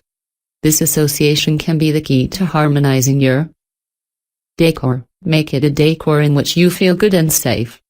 Remember now and again that environment back then, cozy and light, and your world will gradually become pleasant and easy again. Finally, the last technique, exclusively for the lazy, the amalgamation of the goal. The fundamental condition for successful visualization is that you don't have to force yourself to do it. If you put pressure on yourself and can't make yourself happy by shooting your shot, then it's excessive potential that appears. In the end, the balancing forces will reduce all your work to zero. In such a case, it is better to give up this oppressive obligation and delegate all the work to your people. Ask him to take you in his arms, allow him to do everything on his own so that your choice comes true. Program yourself like this: everything will work out without my knowledge. By declaring such an intention, you are setting an agenda for your world whereby the events of your life will unfold in such a way as to bring you closer to your goal. So you let go and allow the external intention to achieve the goal. You can now relax and finally accept the luxury of simply enjoying your shot. You don't have to work anymore, your world does. Well settled in his arms, just don't forget to remind him from time to time what you expect of him. And, of course, don't be head in the clouds, but do what is necessary on the material level to achieve the goal. Whatever your technique, always remember that it is not a wish that you are stating, but a firm intention, and that you consider the goal as an ineluctable end. If you can say I have, at least say I will have. To be truly determined to receive your order, you must do something concrete that proves that your intention is sincere. For example, if you want to get up at such time in the morning, you will sleep more than necessary. But if you set the alarm clock, you are sure to wake up before the alarm. The goal is to anchor the intention. You do this every time when you knock on wood or symbolically spit behind the left shoulder. All superstitions that generate rituals are based on this principle. For example, to hold back the fearful bird of luck, ancient people used clover. To be lucky, as well as in case of danger, You had to keep your hand on an object bearing your image. This plant was also considered a substance that protected against evil forces. The point is not that such a thing possessed exceptional properties and that it could serve as a talisman. The prodigious power of objects lies in the attitude of people towards them. If a person becomes imbued with faith that a talisman or ritual is capable of producing a supernatural effect, that is how they anchor their intention. You can also find yourself a tenon on which you would like to hang your intention. But, as they say, you have to want it. It is not necessary to invent magic rituals, but simply to take certain steps which show that you have made up your mind. For example, if you want to have a house, act as if you are going to move soon, check the advertisements and leaf through the flyers, choose the furniture and household appliances in the stores, show an interest in everything related to this move as soon as now. Anchoring the intention is a very effective method. The wide variety of techniques aimed at amplifying the action of the shot does not mean that some are more effective than others. You can use several or choose just one. Have this criterion of choice. Personally for you, the best technique will be the one that you like the most or the one that is, in your opinion, the most effective. When practicing these techniques, be careful not to go to extremes. Do not show too much zeal or too lightness. Some methods require you to do the visualization with a lot of enthusiasm and passion, others suggest formulating the thought and then letting it fly freely, or even not remembering it so as not to disturb the fulfillment of the command. As you understand, the optimal path is the happy medium. And in order not to worry about where it is, take this principle as a rule: the way that suits me is the right one. You are able to work out your own method yourself and use it successfully. The main thing is that the soul and the spirit agree that you are doing the right thing. You shape your reality like a reflection in a mirror. It's up to you to decide which position to take in front of the ice. Layer your world in the way most appropriate for you. What do I mean by that? You should not be uncomfortable while viewing. External intention appears only in the unity of soul and spirit. This unity cannot be achieved if you force yourself to do compulsory work. At this rate, you won't get anywhere except wasting your time. Viewing the snapshot must be done in the way that suits you the most comfortable, the most pleasant. With one condition: the snapshot must not be seen from the outside, like an image, but you must live at least virtually. Imagine yourself in the cliché, inside, and never outside. As for everything else, you can do as you like best. But what must be avoided is overzealousness. Simply indulge yourself regularly by thinking about your goal, as if it had already been achieved. After all, we like to think about the fruits of success, don't we? So have fun. Do not turn this activity into an obligation. When you like what you think about, you move closer to your goal. And knowing that you are getting closer will make you happy in return. Be sure that when you go through such a pleasure loop, the goal will inevitably come true. Regularity is the fundamental condition for success. It may seem incredible to you that in this way, just with the help of thoughts, you could create your reality. Have you ever tried, for only 1 month, to focus your thoughts on the goal in a systematic and conscious way? In general, you are used to letting your thoughts drift. They scatter in space, like a formless mass, and that is why there are never tangible results, only the worst expectations that occur. The worries that irritate you and occupy all your thoughts then become reality. Imagine this funny situation. You planted an apple tree and sincerely hope the apples will be there in a few moments. But, since nothing happens, you lose patience and leave, showing all your impatience at the apple tree. Then, the apple tree would like to exclaim, "But wait, damn it." This is what your goal suffers. Reality cannot be created from a single wish. That's all about the main techniques of active impact on reality. If you practice them, you will discover an amusing phenomenon. For example, if today you practiced the goal cliché visualization a lot, tomorrow you will notice something abnormal happening in your reality. Another example is that during the day you may come across a few unusual-looking individuals, either too tall, or oddly dressed, or simply ugly. You will also have the opportunity to see unreasonable nervousness in people, when conflict situations arise out of nowhere. Or, something absurd will happen to you, as if you were in a dream. This is how it is explained. In its normal state, your world's layer moves through the stream of variant space, or, say, into a channel where power consumption is lowest. But the intense visualization causes a redirection of the channel, which then takes the shortest route to your goal. Well-directed mental energy pushes your reality into intermediate sectors of variant space that lie outside the normal flow and where all is not necessarily orderly and coherent. These are the transition zones that we can visit normally in dreams and rarely in reality, because they have illogical scenarios and settings and consume too much energy. Your mental energy has a powerful effect on reality, and reality warps, like the surface of water under the impact of disturbances. It's been a long time since the circles on the water surprised you. But now you are going to observe something amazing: circles on reality. In fact, all this does not mean that the anomaly you are encountering is there by chance, that the nervousness of people that day has something to do with who knows what magnetic storms, or that we can sometimes encounter extravagant-looking people. Unusual reality creeps into the layer of your world as it passes through these transition zones.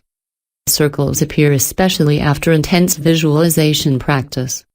When you see this, you will understand everything. It is very impressive. This is how you can manipulate reality to varying degrees, depending on the technique used. Basically, to make the diaper of his world a little quiet corner, it is more than enough of a single amalgam. But if you implement the reality author's intent in concert with the techniques mentioned above, you can achieve much more meaningful results.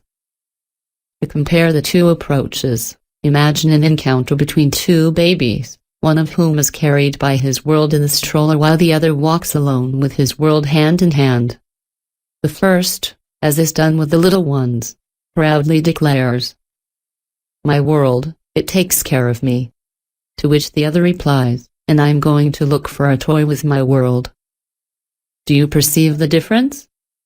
And finally, one last thing I wanted to talk to you about. One day, I received a letter from a reader where, without doing it on purpose, she expressed the key idea of this practice: I am not completely comfortable with the transurfing techniques, but after having changed my attitude towards life, I have a strong feeling that everything is perfectly fine and will get even better. Simply, everything will be as it should be. You can even completely forget these techniques as such, because succeeding in maintaining this integral feeling in you will be enough. Incorporating the intention of my business is going perfectly well and everything is going as it should creates the overall picture of success, which is then reflected in reality. So your chances are only limited by your intention. Be the author of your reality. Coordinate the dream. From the beginning of their life, each person finds themselves in a particular situation. I was born in poverty and I will never be able to overcome that. I am obliged to content myself with what is accessible to me. I am obligated to do what is necessary. This situation captivates you, hypnotizes you, and you are in the grip of a waking dream which, in fact, happens to you. As long as you dream of this situation, it asserts itself all the more in the mirror of the world. This is how, under the influence of your reality, you maintain it at the same time. The poor get poorer, the rich get richer. Do you remember that in the previous chapter we talked about the dual mirror illusion? It is the fixing of your attention on the reflection that transforms your life into an unconscious dream in which you find yourself completely at the mercy of circumstances. Reality dominates you as long as you are bewitched and anxiously follow what is happening in the mirror. In the same way, the attention plunges into a film at the cinema. But in life, this immersion is much deeper. You are hypnotized by your reflection which almost drags you with it into the circular mirror. How do you transform an unconscious existence into a lucid dream that you can control? You have to understand a very simple thing. In this world, there is you and there is the mirror. As long as your attention is glued to the reflection, you remain inside the mirror. And everything that happens there happens regardless of you. Your life is like a video game where you don't make the rules. Of course, you are allowed to take certain actions to influence what happens there. But you are deprived of the essential. You have no possibility of leaving the game. And yet, there is only one thing that holds you prisoner: your attention. You are able to get out of the mirror. Inside is the dream unconscious and outside the lucid dream. The reality is the same on both sides since the mirror is dual. But there, in the country of the mirror, it is not you who control reality, but reality who controls you. In this country, you're under the illusion of being able to modify the reflection by touching it. But this is only possible on this side, where the internal intention becomes external. To get out of the mirror, you have to switch your attention from the reflection to the subject. After realizing that you are in front of the mirror, you gain the power to shape your reality according to the subject of your thoughts. After freeing yourself from the illusion, you must, according to the fifth principle, redirect the flow of your thoughts, from what you avoid to what you seek, from what you don't like to what you like, from illness over health, means over ends. If you observe well, you are always forced to submit to circumstances and facts that seemed inevitable. You were accustomed to perceiving the dream as it comes, passively. In the best of cases, you tried to resist the circumstances, to defend your scenario, to fight against the current of variance. But what is needed is simply to change your attitude, the subject in front of the mirror. And in this case, you will cease to be a prisoner of the game. It will begin to unfold outside of you and according to your will. From a pawn, you will become the one who rolls the dice. It is this new rule that takes effect now. If you had what you perceived as a losing combination, you must accept it and declare it opportune. This rule must be respected, otherwise you will go back inside the mirror again. It is not only enough to redirect the flow of thoughts. It is also necessary to shift the control of the mind from the development of the scenario to the dynamic correction. You are the master of your world until you respect the sixth and seventh principles of the mirror. Usually, the mind resists as soon as the coming event does not enter into its conception. From now on, everything must be the opposite. Each time the spirit expresses its dissatisfaction with the discrepancy with its scenario, you must shake yourselves and welcome the modification with open arms. Everything goes as it should. The mind may find it hard to get used to the idea that at the beginning of the path, when everything is still unknown, it is useless to worry about the means. He surprises himself on the fact of constantly wondering how to carry out his project and plays all kinds of negative variants. We want to say to him, "Cretin, it's none of your business. Your job is only to focus on the goal." People themselves prevent their plans from coming to fruition. When they make a wish, their mind always lays out a blueprint for the unfolding of events. This is how human thought works. And when new events don't fit the script, we feel our efforts go nowhere. But in fact, everything is fine. But since the mind, which always reasons by stereotypes, does not want to modify its scenario, we manage to spoil everything. That's the whole paradox. No one can know the exact sequence of events that will lead to the fulfillment of his order. Even if someone constantly affirms that they know, in the end, they get nowhere. Your dreams then seem difficult to achieve, because you do not allow them to come true because of your stereotypes. They are the ones who locked all your doors. Shape the desired image in your thoughts, your goal, and then immediately move your feet in its direction. Whatever happens, everything is done to fulfill your order. Make yours the intention of the author of reality. Everything is as it should be, because I have decided so. In my world, I am in charge. I am no longer in the grip of circumstances, but I am not trying to control them either. When I project my shot of the goal into my head, I create not the circumstances, but the final image of the world I intend to live in. Attempts to influence circumstances are the work of the mind's internal intention seeking to defend its scenario. The mind cannot know what awaits it on the way to the goal. It is the external intention and the stream of variance that form the circumstances for me. My job is to determine the vector of the current, but the channel it will choose does not concern me. Imagine, one day, you wake up in your mirror dream. There is something going on around you. The events and the setting are the same, but you have a different view of everything, as if you had escaped from the current of events and found yourself in the center of a huge spherical mirror. A gigantic kaleidoscope slowly revolves around you, shimmering facets of reality. You are part of this reality and, at the same time, you exist separately, detached. This is how you become aware of your detachment, when you wake up in a dream and realize that now it is the dream that depends on you and not the other way around. Everything is the same in this waking dream reflected in the mirror. The only difference is that reality does not react so quickly. You just have to get used to it and then something wonderful opens up for you. Reality morphs like a rubber band following the course of your thoughts. What does all this mean? Where are you? You found yourself outside of this world. You came out of the mirror.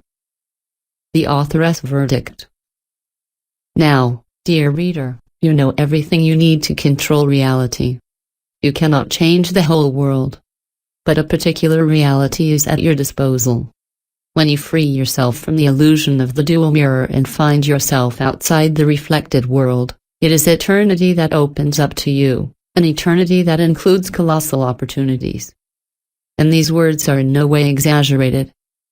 The space of variance holds three invaluable gifts for us: our future that we are able to materialize, sacred knowledge that can make us a genius, and one more thing that will take your breath away. As for the latter, you will find out later. But first, let's talk about knowledge.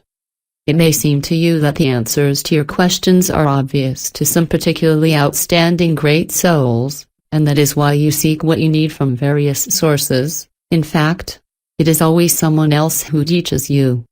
And it can last indefinitely. What you are about to do all your life is go to scholars who supposedly know what to do and how. But themselves, where did they learn all this? Maybe they read a lot of books and that's why they became so educated? Unless they have a special talent, unlike you? Neither. Imagine that you have arrived on Earth from a distant planet. Everything is different, strange and mysterious. The people on your team have split up and gone off in all directions. In the end, everyone made this or that discovery. It turned out that it was possible to pick mushrooms and edible fruits in the forest, bathe and catch fish in the sea, and ski in the mountains. Other than that, there are all sorts of beings inhabiting the earth. Some are innocent, others are sure to eat you and your team alive. It is in this way that humanity always discovers something new for itself. The flow of this knowledge is endless. But it is a very small number of people who invent and create, while all the others look at them in amazement. And how could this man have done this? Maybe he's a chosen one? But what makes this man the chosen one? His goals and his doors are like a unique path that is made for him, and him alone. As soon as you set out on your way, the treasures of the world will open up to you. And it will be others who will look at you and marvel at how you got there. Well, everything is so simple. The paradox is in the fact that, although this elementary principle stands on the surface, it is difficult to grasp. Everyone guesses that in order to reach new heights of success, it is necessary to break out of the ranks of the system and go your own way, but everyone still continues to stubbornly follow in the footsteps of others, seeking to repeat the experience of others. One day, for the first time, my parents took me to the forest. From time to time, my father and mother found mushrooms, which they joyfully announced to the whole forest. And I never managed to find anything, even rushing desperately between their legs, naive to believe that I had only to follow one of the adults for luck to smile on me. If they find is that they know where to go. But it was all useless. And it was only when I took another direction myself that I finally came across a huge mushroom. My parents were green with envy, and I was very proud to have discovered it. At the time, I understood something, but I didn't learn from it. Later, my world repeatedly showed me that if you leave the path trodden by the crowd and follow your own path, it is possible to find a treasure there. But I was then, again and again, involved in the general flow, subject to herd instinct. Here manifests the difference between conscious knowledge and a vague notion. You can vaguely assume something, but that won't get you anywhere. Between the vague idea and the clearly defined knowledge, there is a whole chasm. The first, unlike the second, cannot be used as a manual and, for this reason, has no practical value. In this regard, transurfing dots all the I's and turns vague ideas into clear statements, a statement of what and how to do it. Specifically, at some point you can stop studying old things and start creating new things on your own. Or, more precisely, not to create them, but to extract them from the place where all discoveries and masterpieces come from eternity. To have access to information kept in the space of variance, you must establish the bases of fundamental knowledge in the field that interests you. Without this first foundation, you will not be able to agree on the corresponding variance-based sector, that is connect to the database. As soon as you are introduced to a subject, you can forget what you were taught. From this moment you are able to make discoveries on your own and create new masterpieces. A book, a painting, a melody. All of this is extracted from the space of variance. What you need to do is just hold on to a sector. 2 or 3 specific chords and you have a hook for a melody, a mood for a painting, a situation for a book. To write a book, you don't have to know the plot beforehand, you'll find out about it later. The whole plot builds out of the situation as you calm the cocky spirit and allow your characters to find their own way out. You don't need to dial anything, everything already exists there. What's needed is simply to quietly go with the flow of variance, since all that's great is incredibly simple. And the current of variance follows exactly the surprisingly simple path that an ordinary person is not able to guess. This is the same way that you can even write computer programs and develop technical devices, without a plan, but simply relying on some starting point. Granted, in some cases you won't be able to do without a plan, but whenever you can do without, at least in a separate section, go with the flow of variations. Allow the concept to evolve on its own. The mind that seeks to plan ahead only piles up a complicated construction, while the current of variance always finds the optimal and most elegant solution, but which never ceases to amaze us. How did all this come about? Could it have worked out so well and without a plan being painstakingly worked out? It is therefore better not to invent, but simply to take care of your work, going gradually from start to finish. The starting point of any business is the idea. That's the main thing, everything else will be done by the stream of variance. The idea doesn't have to be made up either. Where does she come from then? Always from the same place. All brilliant hypotheses dwell in eternity and come to mind through the soul. The duty of the mind is not to invent the idea, but to recognize it when it falls into your head all by itself. And it is bound to happen to you as soon as you leave the common ranks of the system and go your own way, listening to the call of your heart. The soul has direct access to the space of variance and the mind intercepts these confused suppositions and these illuminations to interpret them afterwards. The mind ignores, the soul knows. Just contact her. And even if this statement seems light to you, you can count on it. What is disturbing here is that we are once again dealing not with a clear knowledge of the principle, but with its vague notion. Everyone seems to agree that the soul should know everything, but no one takes it seriously. Everyone walks past, no one pays attention. Common sense says, yes, there is enlightenment and yes, the inner voice of intuition does too, but it's all shaky, intangible and uncertain. It's not like my iron logic, based on incontrovertible facts. If you have basic notions in a certain domain, then the soul can adjust itself with a corresponding sector of the space of variance and receive new knowledge that you will not read anywhere.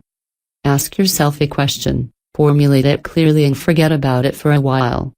A few days later, the answer will come to you on its own. Otherwise, ask yourself this question from time to time, Perhaps the answer will come to you only in a few months, but it will come to you without fail. The only question is, will you have enough determination to break the old stereotypes and go outside the general rules of submission, to break the rule of the pendulum? You need to be bold enough to use your right to know and stop looking for answers in other people's books. Simply change the direction of the intention, not to take, but to create.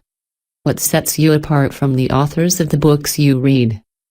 The only difference is that they changed the direction of their intention. They stopped seeking and began to create. They no longer allow themselves to be led by recognized authorities and had taken the risk of going their own way. You too, seize your right to be on the right path. Lo and behold, we came to the point I called the third gift, reserved for you in the variance space. Try to imagine how a star feels. The fans only see the surface, the halo of talent, glory, glitter, wealth. We have the impression that this man is not a mere mortal, but that he is endowed with certain exceptional qualities. Is it possible for a personality ordinary to climb to the top of the pinnacle of success and hold onto it so firmly that no one can doubt its exceptionality? However, for the chosen one himself, all the attributes of his glory are usual, even almost banal. He hardly considers himself an inhabitant of Olympus since, alone with himself, he realizes that he is one among others, like everyone else. How is it different? What distinguishes the young provincial girl from the star of showbiz, the complex student from the big name in science, the ordinary people from the elite? Only one step separates them. They have dared to seize their right while the others are still hesitant and do not really believe that they are capable of it and that they deserve it. In the minds of the fearful there is a firm belief, the reason the elect exist in this world is because everyone else has chosen them for their profoundly remarkable qualities. But in fact, this is just a stereotype. The elect chose themselves. And only afterwards, and precisely because of this one reason, did the others pay attention to them. Seize your right to be elected. Tell yourself from now on, I have chosen myself. You have the right to it, not because you deserve it and you are capable of it, this right, you simply already have it. In the space of variance, there is everything, and there is also the most important thing, reserved personally for you. It is the verdict which authorizes you to use your right. It is your pass into eternity, the authorization given to you to have the privilege of creating your reality. All your life you have been taught and you continue to be told what you should be, what to do, what to revere, what to aspire to. Now seize your legal right to establish your own canons. It's up to you to decide what's good for you and what's bad, because you're the one creating the layer of your world. You have the right to define as true what is considered false by others, as long as it does not harm anyone. By enjoying the privilege of pronouncing your verdict, you are living by your creed. In our life, there are so many people, so many opinions. Some repeat that it is black, others that it is white. Who should we believe? Always remember that the world is a reflection in a mirror and it always agrees with whoever dares to pronounce its verdict. But you are not a reflection. You are either the one who accepts the verdicts of others, or the author who utters his own. It is therefore no longer a question of one truth to be considered as the only and authentic one, of choosing which camp to join, that of the blacks or that of the whites. Now you can define your truth for you. I have decided so, because I am the author of my reality. And it will work, because you have the variance space and the dual mirror, everything you need to complete your projects. Everything is simple, isn't it? On one condition, you must really dare to take your right. The problem is that if you have remorse or doubts, your verdict loses its power and you become an accused, whereas you are a legislator. In any case, with the doubts, it will not work correctly. The problem is not how right you are in thinking or doing this or that, but how sure you are that you are right. This is why you have to grasp all this well and get used to it, so that your soul and your spirit merge into unity. The explanation, you have it now. What you have to do is to transform this vague notion into knowledge. How? By applying it in your life. Experiment and see. On the other hand, take care that the will of the author does not turn into a dictatorship of the mind. The verdict comes into effect only if soul and spirit are united. He who does not listen to the call of his heart does not create reality, but sows errors. Everywhere you can meet people who do things so badly that it is hard to do worse. For example, he has no voice or ear, but loves to sing.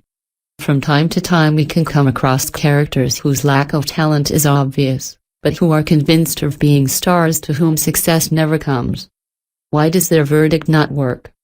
Because inside, they know that in reality what they are doing is not terrible, but their mind does not want to admit it and tries at all costs to prove the contrary. Yet there are no talent shortages as such. These are people who have chosen their occupation badly, who have taken someone else's path. The third gift has a large number of advantages. The right to pronounce the verdict is freedom from oppressive circumstances, from everything that clouds your life and creates obstacles on the way to your goal. This will help you find quiet confidence. My world takes care of me, and I possess such strength that I allow myself weakness to accept its attentions. Once you have seized upon yourself the right to pronounce the verdict on what is right or wrong for your world, you can reject any judgment imposed on you from without, and that includes transurfing itself. What matters is to have no doubts, hesitations, remorse, and that your verdict does not harm anyone. Finally, I have one last thing to say. In the space of variance, there is everything. And whatever you desire with all your heart and mind is yours. But know that at the gate of eternity there is a guardian, the immutable law that guards access to all that is therein. This obstinate doorman only lets in those who have the audacity to take advantage of their copyright. As a pass, you can use your verdict. I can and I deserve, because I have decided so. I don't want and I don't hope, I intend. Seize your right and the guardian will open wide for you the portal to eternity. Summary. Dross in the body, excess potentials and unrealized projects weaken the vital force. In order to release energy resources, it is necessary either to reject some of the potential projects, or to trigger their realization. For the energy to work for you, you must focus on the purpose. Concentration is not tension but vigilance. Learn to think about what you are doing. You must regularly fix the attention on the shot of the goal. Stop justifying yourself. Cease all attempts to show your importance. Maintain the amalgam and respect the principles of the mirror. To reduce polarization, loosen hands that are too tight. Processes to control reality, the cliché of the goal, the visualization of the process, the energy flows, the frame, the explosive wave, the external sphere, the convergence of the decoration, the amalgam of goal, the anchoring technique of intention, integration. The best technique for you will be the one that you think is the most effective. Do everything the way that works best for you. The regularity of practice is the most important condition for success. You have to get out of the mirror. Having received the basic notions, switch back to your intention to receive towards create. Don't invent the idea but know how to recognize it. From the starting point, go with the flow of variations. Seize your right to be on the right path. Leave the ranks of the system and pronounce your verdict. It's your copyright to reality. You have decided so, because you are the author of your reality. Chapter 3. The Curtain. On a visit in eternity? Dear reader, our journey into this marvelous world of the dual mirror comes to an end. You have become acquainted with a very ancient knowledge. It had always existed and was transmitted from one generation to another in different forms. No matter how complex the interpretations, the key idea remains on the surface and it is very simple. You are in front of a mirror which reflects the image of your thoughts. The mirror effect generates the illusion that the outside world exists in spite of you and cannot be controlled. But it is enough to free yourself from this chimera so that reality begins to obey you. Having simply touched upon this incredibly obvious mystery, you have visited eternity? Now you know, you can go back and take whatever your soul and spirit want. The guardian will let you through. Present your verdict to him. Behind this portal, there is a world waiting for you, where the impossible becomes possible. I don't want and I don't hope, but above all I wish you that you have the audacity of the author, and may your apples fall from the sky. Lexicon. Importance. Importance arises when something is overvalued. It is excessive potential in its pure form, the elimination of which causes, through balancing forces, problems for the one who created it. There are two types of importance, internal and external. Internal, or intrinsic importance reveals itself as an overestimation of one's qualities or faults. The statement of internal importance is as follows: I am an important person, or, I do an important job. When the importance hand flies out of the dial, it's the balancing forces that attack the problem, and the important bird gets a little smack. Someone who does very important work will be disappointed, too. Either no one will want their work, or it will be very badly done. The opposite also exists, denigration of one's qualities, self-abasement. In both cases, the measurement of the excess potential is identical, but the sign is opposite. External significance is also created by man artificially, when he attaches too much significance to an object or event in the external world. The statement of external importance is, this thing is so important to me, or, to me, it is very important to do this. The excess potential is immediately generated, and the whole thing is going to be ruined. Imagine that you have to walk on a beam placed on the ground. There is nothing easier. But now, you have to walk on the same beam placed between two buildings. It then becomes very important for you and you will not be able to convince yourself of the contrary. Wave of success. The wave of success presents itself as a concentration of favorable lifelines for you. There's everything in the variant space, including those veins of gold. If you find yourself on the extreme line of such irregularity and are lucky, you can inertially slide to other lines of this concentration, where other favorable circumstances await you. But if that first success is followed by dark days again, then you have been caught by a destructive pendulum and you have fallen away from the wave of success. Choice. Transurfing offers a fundamentally different approach to achieving your goals.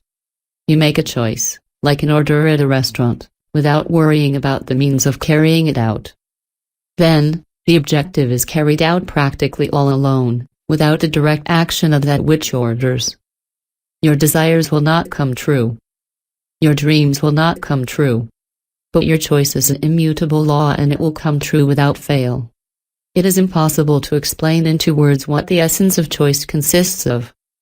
Transurfing as a whole teaches what choice is and how to make it. The unity of soul and spirit. The mind has the will, but it is not able to control the external intention. The soul is able to feel the affinity with the external intention, but it has no will. It flies in the space of variance, like a kite without control. In order to submit the external intention to your will, you must achieve unity of soul and spirit. It is the state where the feelings of the soul and the thoughts of the mind merge simultaneously. For example, when you are filled with joyful inspiration, your soul sings, and your spirit rubs its hands together with satisfaction. In such a state, you are able to create. But sometimes soul and spirit find their unity in worry, fear and rejection.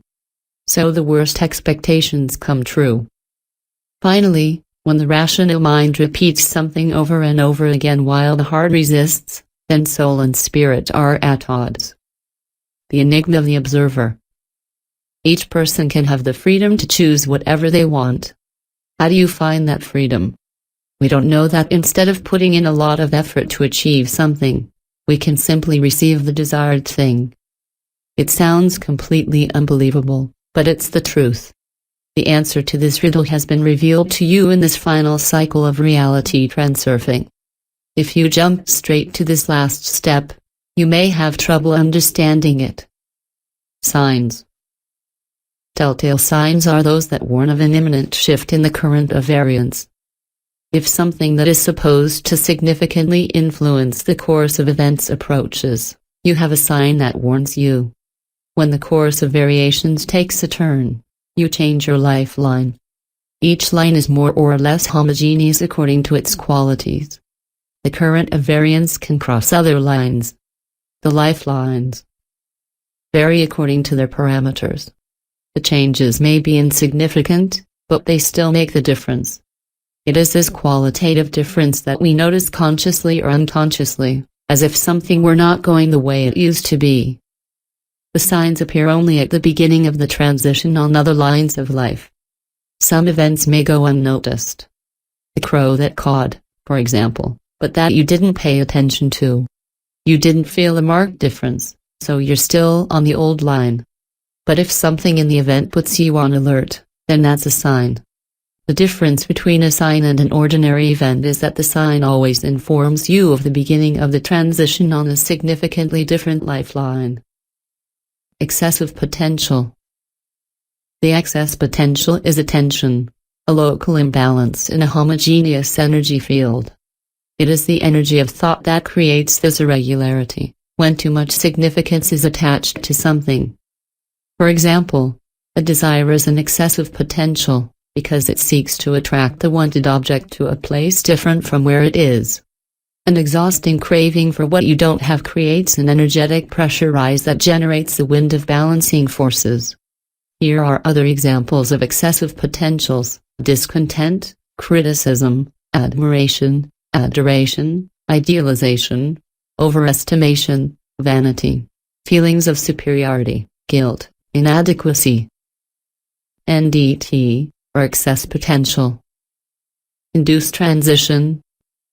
Disasters, natural disasters, armed conflicts, economic crises develop in a spiral. First, it is the emergence, then the unfolding. The tension escalates and then peaks. Emotions are all on fire, and the outcome finally occurs. All the energy is sprayed into space, giving way to a temporary calm. A turbulent works on much the same principle. The attention of a group of people is captured in the lasso of the pendulum, which begins to swing further, dragging them down disastrous lifelines. The person responds to the first swing of the pendulum, for example. He reacts to a negative event, participates in the plot and finds himself in the action zone of a spiral that spins faster and faster, drags him and drowns, like a fly in a funnel. The phenomenon of internment in a funnel is identified as a transition induced on a lifeline where the person becomes a victim. Its reaction to the blow of the pendulum and the mutual replenishment of the energy of oscillations which follow induce the transition on the lifeline whose frequency is close to that of the pendulum. As a result, the negative event becomes part of that person's layer of the world. Material coordination. Do not attach importance to anything. It is not you who need your importance, but the pendulums. The pendulums control humans like puppets through the threads of importance. Man is afraid to let go of the threads of importance, because he is in the grip of a dependency that creates an illusion of support and self-confidence.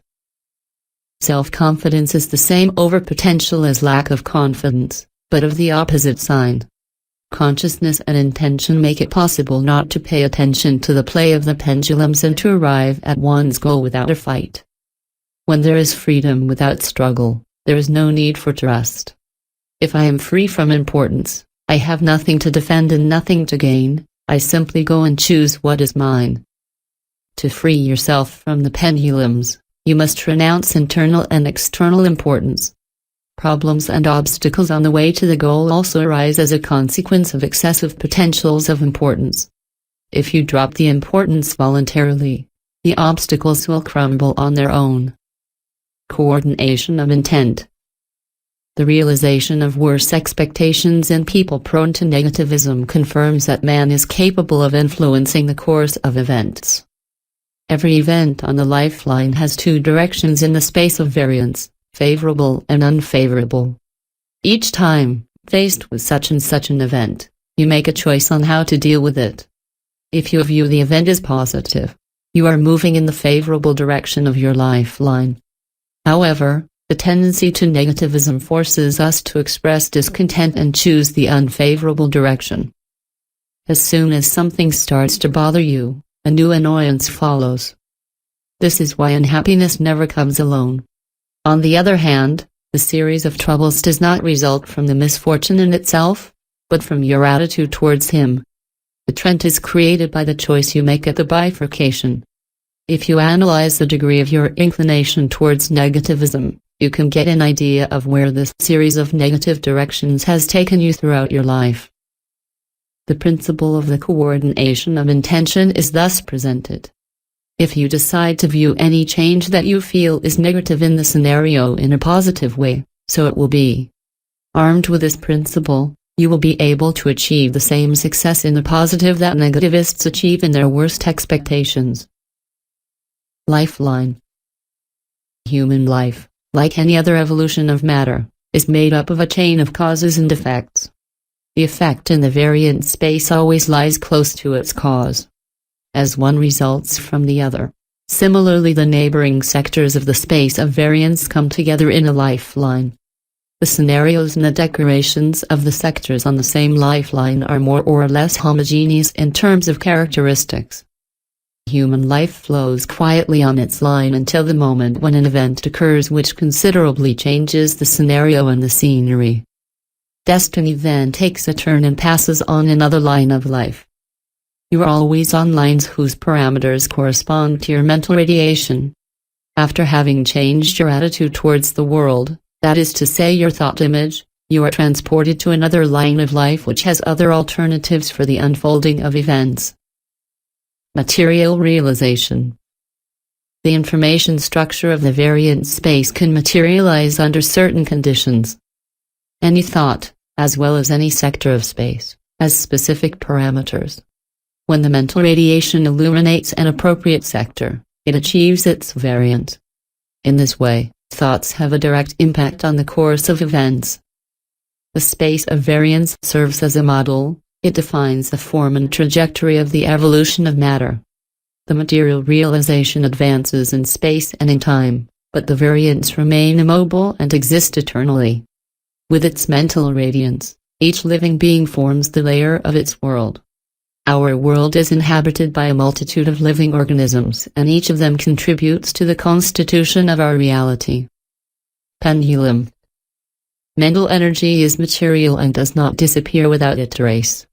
When groups of people begin to direct their thoughts in the same direction, their mental waves come together and in the ocean of energy are created, invisible, but very real, energy structures based on information, the pendulums.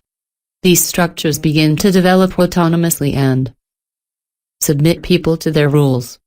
The person who finds himself under the influence of a destructive pendulum loses his freedom. He is forced to be a cog in a great device.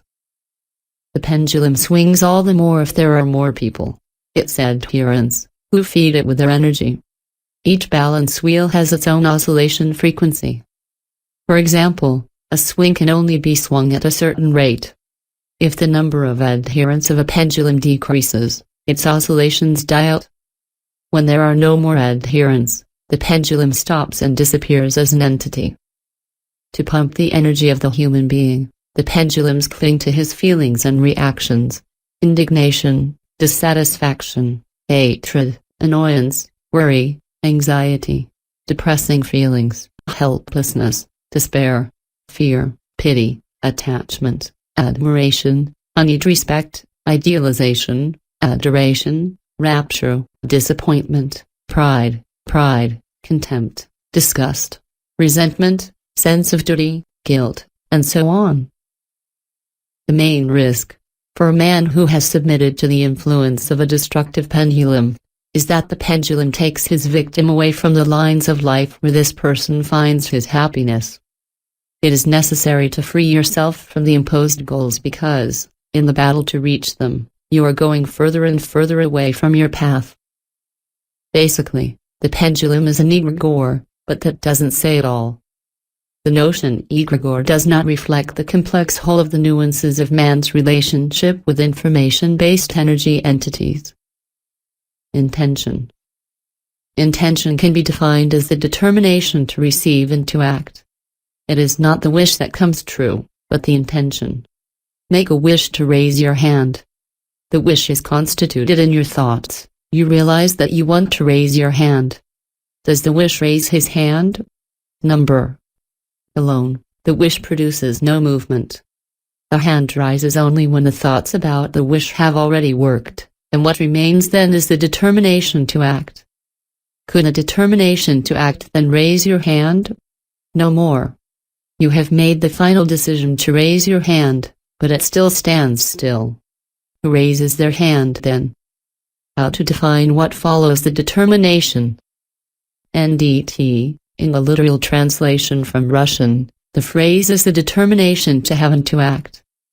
I asked Vadim Zeland, who suggests this instead for the French translation. It is difficult to translate the original Russian meaning, but I prefer the expression determination to receive and to act, rather receive than have. It means, I deserve the thing that I would like to receive and this thing deserves me. It is in the layer of my world. Receiving is therefore as simple as receiving my morning newspaper. When I'm truly ready to receive what I want, I get it. And there's no excess potential when I'm really ready. I am calm, not excited. It is here that the mind manifests its inability to give an intelligible explanation of what intention is. Our definition of intention as the determination to receive and to act represents only a prelude to the force which carries out the actual action.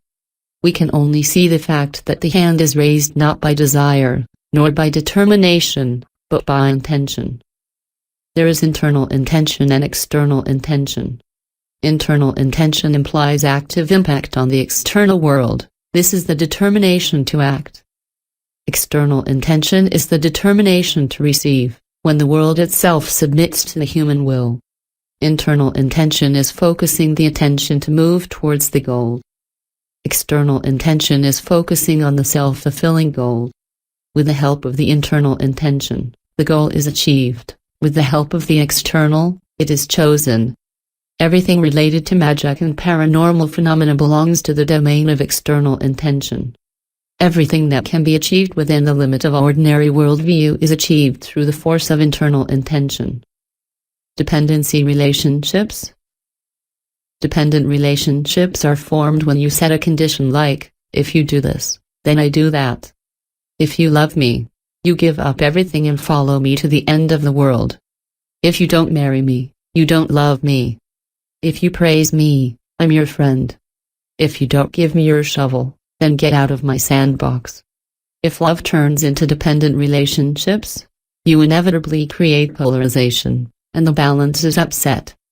Unconditional love is loving without possessing, admiring without worshipping.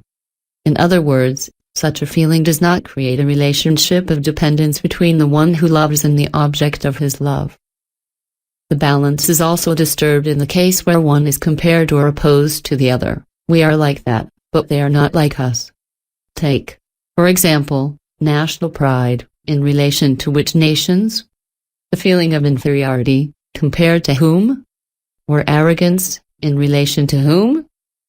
Where there is opposition, the balancing forces are sure to go to work. Their action is directed either to separate the subjects in conflict, or to bring them together, bring them to a mutual agreement or a collision. If it is you who have created the polarization, the action of the balancing forces will be directed first against you. Polarization. Excessive potentials emerge when you attribute excessive importance to certain qualities, while dependent relationships are formed between people in case they start to compare each other, to oppose each other and to set conditions like, if you do this, I do that. In itself, the excessive potential is not so serious as long as the distorted appreciation exists unrelated, alone. But as soon as the artificial overestimation of one object is compared with another, then polarization arises, which generates the wind of balancing forces. The balancing forces seek to eliminate the polarization that has arisen, and in most cases their action is aimed at the one who created that polarization. Space of variance. The variant space is an information structure. It is an infinite field of information including all variants of all events that can occur. We can say that the space of variance contains everything that exists, everything that has happened and everything that will happen. The space of variance is a mold, a coordination grid for the movement of matter in space and time. The past as well as the future are stored there in a stationary way, like on film, and the effect of time is observed following the displacement of a single image in which the present is displayed. The world exists under two aspects at the same time, the physical reality that one can touch and the metaphysical space of variance, which is located outside of perception, but is no less objective. However, it is theoretically possible to access this information field. This is where clairvoyance or intuitive knowledge comes from. The mind alone is not capable of inventing something radically new. What he can do is build another version of the house out of the old bricks. The brain stores not the information itself, but something that looks like it addresses information in variant space. All artistic masterpieces and scientific discoveries have come into the mind from the variant space, through the soul. Dreams are not illusions per se. The mind does not imagine its dreams, it actually sees them. What we observe in reality are the variants made. In the dream, we are able to see what has not been realized, that is to say the plays, with the scenarios and the virtual sets. Dreams show us what could have happened in the past or could happen in the future. The dream is a journey of the soul in the space of variations. Balancing forces. Wherever there is excessive potential, the balancing forces are generated to eliminate it. You create potential through your mental energy when you attribute undue importance to an object. Take for example two situations. Here you are standing in your living room, and you find yourself at the edge of a cliff. In the first case, you are not at all worried. In the second, the situation is of enormous importance to you. All you have to do is make a wrong move for the irreparable to happen. On an energetic level, the fact that you are standing has the same meaning in both cases. But being on the edge of the cliff generates tension within you due to your fear, which creates an irregularity in the energy field. As a result of which the balancing forces appear and seek to eliminate this inhomogeneity. You can even feel their action, both an inconceivable force that pulls you down, and another that causes you to roll back from the edge. Because to eliminate the excess potential created by your fear, the balancing forces need to either roll you back from the edge or push you down to get it over with. And it is this very action that you feel. The corrective actions of the balancing forces generate an infinite number of problems. The treachery of the balancing forces lies in the fact that we often achieve the opposite of our intention. And this, without any understanding of what is happening. Hence this impression that it is an inexplicable, evil force, a sort of Murphy's Law. The space sector of variance. Each point in space has its own variant of this or that event. For ease of understanding, let's assume a variant has a storyline and a setting. The decor is an appearance or a form of manifestation, and the scenario is the path taken by the material. For convenience, we can divide the variant space into sectors.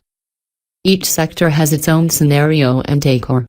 The further apart the sectors are, the more differences there are between their scenarios and their settings. Human destiny also consists of a multitude of variants. In theory, there is no limitation on the possible turns of fate, insofar as the space of variance is infinite. Cliché. The idea we have about ourselves and about others is often far from the truth. It is our clichés that cause distortions. For example, you are preoccupied with some of your faults and because of them you feel inferior because it seems to you that other people don't like that either and they don't accept you. So, if you are in contact with people, you put the cliché of the inferiority complex in your spotlight and therefore see everything in a distorted way. The cliché is a distorted image of reality that inhabits your mind. Like a rule, the negative cliché generates the unity of soul and spirit, and that is why it is embodied in reality. The worst expectations come true. Negative shots can be turned into positives, and then you can put them to work for us. If you intentionally create a positive snapshot, it will be able to transform the layer of your world in extraordinary ways. The goal snapshot is the image where your goal has already been achieved. The systematic visualization of this picture leads to the materialization of the corresponding sector of the variance sector. The world layer. Each living being materializes a certain sector of the space of variations by its mental energy and thus creates the layer of its world. All of these layers intersect with each other, and this is how each being contributes to the constitution of our reality. By your attitude towards the world, you create an individual layer of the world, an isolated reality. This reality, depending on your attitude, takes on a certain nuance. In a figurative sense, certain weather conditions are established there, a fresh morning in the rays of the sun, or clouds in rain, but it can happen that it is a raging storm, even a natural cataclysm which takes place there. Produce. Individual reality is created by two means, physical and metaphysical. In other words, we create our world by our actions and our thoughts. Thought forms play a major role in this because they cause a great number of material problems, for which we most of the time have to fight in order to overcome them. Transurfing only deals with the metaphysical aspect. The current of variance. The information is in the space of the variance in a stationary way, in the form of a matrix. The information structure is organized in chains linked together. Cause and effect relationships generate the stream of variance. The restless spirit is constantly swayed by the pendulums and tries to solve all problems, trying to keep the situation under control. Voluntary decisions of the mind are in most cases senseless patting of the hands against water. Most problems, especially the little things, sort themselves out if you don't disturb the flow of variance. The main reason for not actively resisting the current of variance is that it results in a ton of wasted energy to no avail or harm.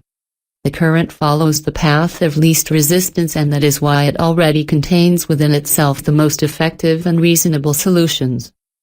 Current resistance, on the contrary, generates a lot of new problems. You don't need a powerful intellective mind if the solution already exists in the space of variance. If you do not complicate things and do not prevent the current from following its path, the solution will come to you by itself and, moreover, it will be optimal. Optimality is already included in the structure of the information field. There are all the possible variants, but the most likely to happen are those that require the least amount of energy to do so. Nature does not waste energy. Transurfing. It was not me who coined the term transurfing, it came to my mind from the same place, where all the other terms and, more generally, all the content of this book came from. I myself did not fully understand its meaning until a certain moment. It is not even possible to attach any association to it. The meaning of this term can be interpreted as surfing through variant space, or the transition from potential variant into reality, or transferring through lifelines. But in the general sense, if you practice transurfing, you are riding the wave of success. Frailing. Railing is an effective human relations technology that is an integral part of transurfing. The basic principle of frailing can be formulated as follows: give up the intention to get, replace it with the intention to give, and you will receive what you have given up. The operation of this principle is based on the fact that your external intention uses the internal intention of the partner without encroaching on their interests. In the end, you get from the person what you couldn't get through traditional processes of internal intention. Armed with this principle, you will achieve impressive results in the personal communication as well as in business. Goals and doors. Each person has a unique path on which they are supposed to achieve true happiness in this lifetime. The pendulums impose on us foreign goals, which attract us by their prestige and inaccessibility. In the pursuit of false goals, you either fail, or, having succeeded, you realize that in the end you did not need it. Your purpose will turn your life into a celebration. The achievement of your goal will attract the fulfillment of other wishes, not to mention that the results will exceed all your expectations. Your door is a path that leads you to your goal. If you go towards your goal through your door, nothing and no one will be able to prevent you, because the key to your soul is perfectly suited to the lock of your path. No one is able to take what is yours. So, you will have no problem in reaching your goal. The only concern is to find your purpose and your door. Transurfing will teach you how to do it. The Transurfing Center Francophone. In just a few years, Transurfing's ideas have gone around the world, first in Russia, more than 1.5 million copies, then in Eastern Europe, Latvia, Bulgaria, Czech Republic, Lithuania, Serbia, Slovenia, Croatia, Poland, Romania, Estonia, Germany, Italy, English-speaking countries, England, USA, Australia, etc., and Asia, China, Japan, Korea. Along with a book, the first Transurfing Center opened in St. Petersburg to help readers move from the theory of the book to the practical application in reality. The methods and ideas of the Transurfing model are developed through a palette of proven tools, in order to allow the participant to implement the realization of his dreams and desires in concrete life. Transurfing seminars focus on feelings, the necessary awareness of the impact of thoughts on oneself, an essential step towards the position of observer. The French-speaking Transurfing Center was created in Belgium in September 2009 by Tanya Siklerich, certified coach trained in St. Petersburg, and Olivier Maslot, certified coach and translator of Transurfing. Together, they were able to adapt and organize the first personal development seminars, the results of which, according to the participants, were incredible. Following the premature death of Tanya, it was Olivier who took charge of the development of the center, in agreement with the original center in St. Petersburg. The French-speaking Transurfing Center is now operational in all French-speaking territories with the exception, at the time of publication of this book, of New Caledonia and French Polynesia. The basic personal development program it offers is called Trajet and revolves around 4 essential steps that allow you to acquire all the reflexes to become the author of your reality. Module 1. Direct your life. Module 2. Freely and lightly. Module 3. Play a game. Module 4. Where everything is possible. At the same time, the French-speaking Transurfing Center offers other workshops, web conferences and online training modules created or supervised by Olivier Maslot. All this to allow you a completely practical path towards this, which looks like a distant dream for now, but the impossible becomes possible. You can get more information and participate in our training courses group or online training by visiting the website www.transurfing.fr. Contact info@transurfing.fr. Completed printing in January 2014 on the presses of the Nouvelle Imprimerie Laboratoire 58500 Claimsy. Legal deposit, January 2014. Print number 401028. Printed in France. The Nouvelle Imprimerie Laboratoire is the holder of the Imprimerie trademark. Should I read more books? If yes, 1. Like this video. 2. Share this video. 3. Comment the title of the next book you want. Thank you for your watching. I see you in the next video.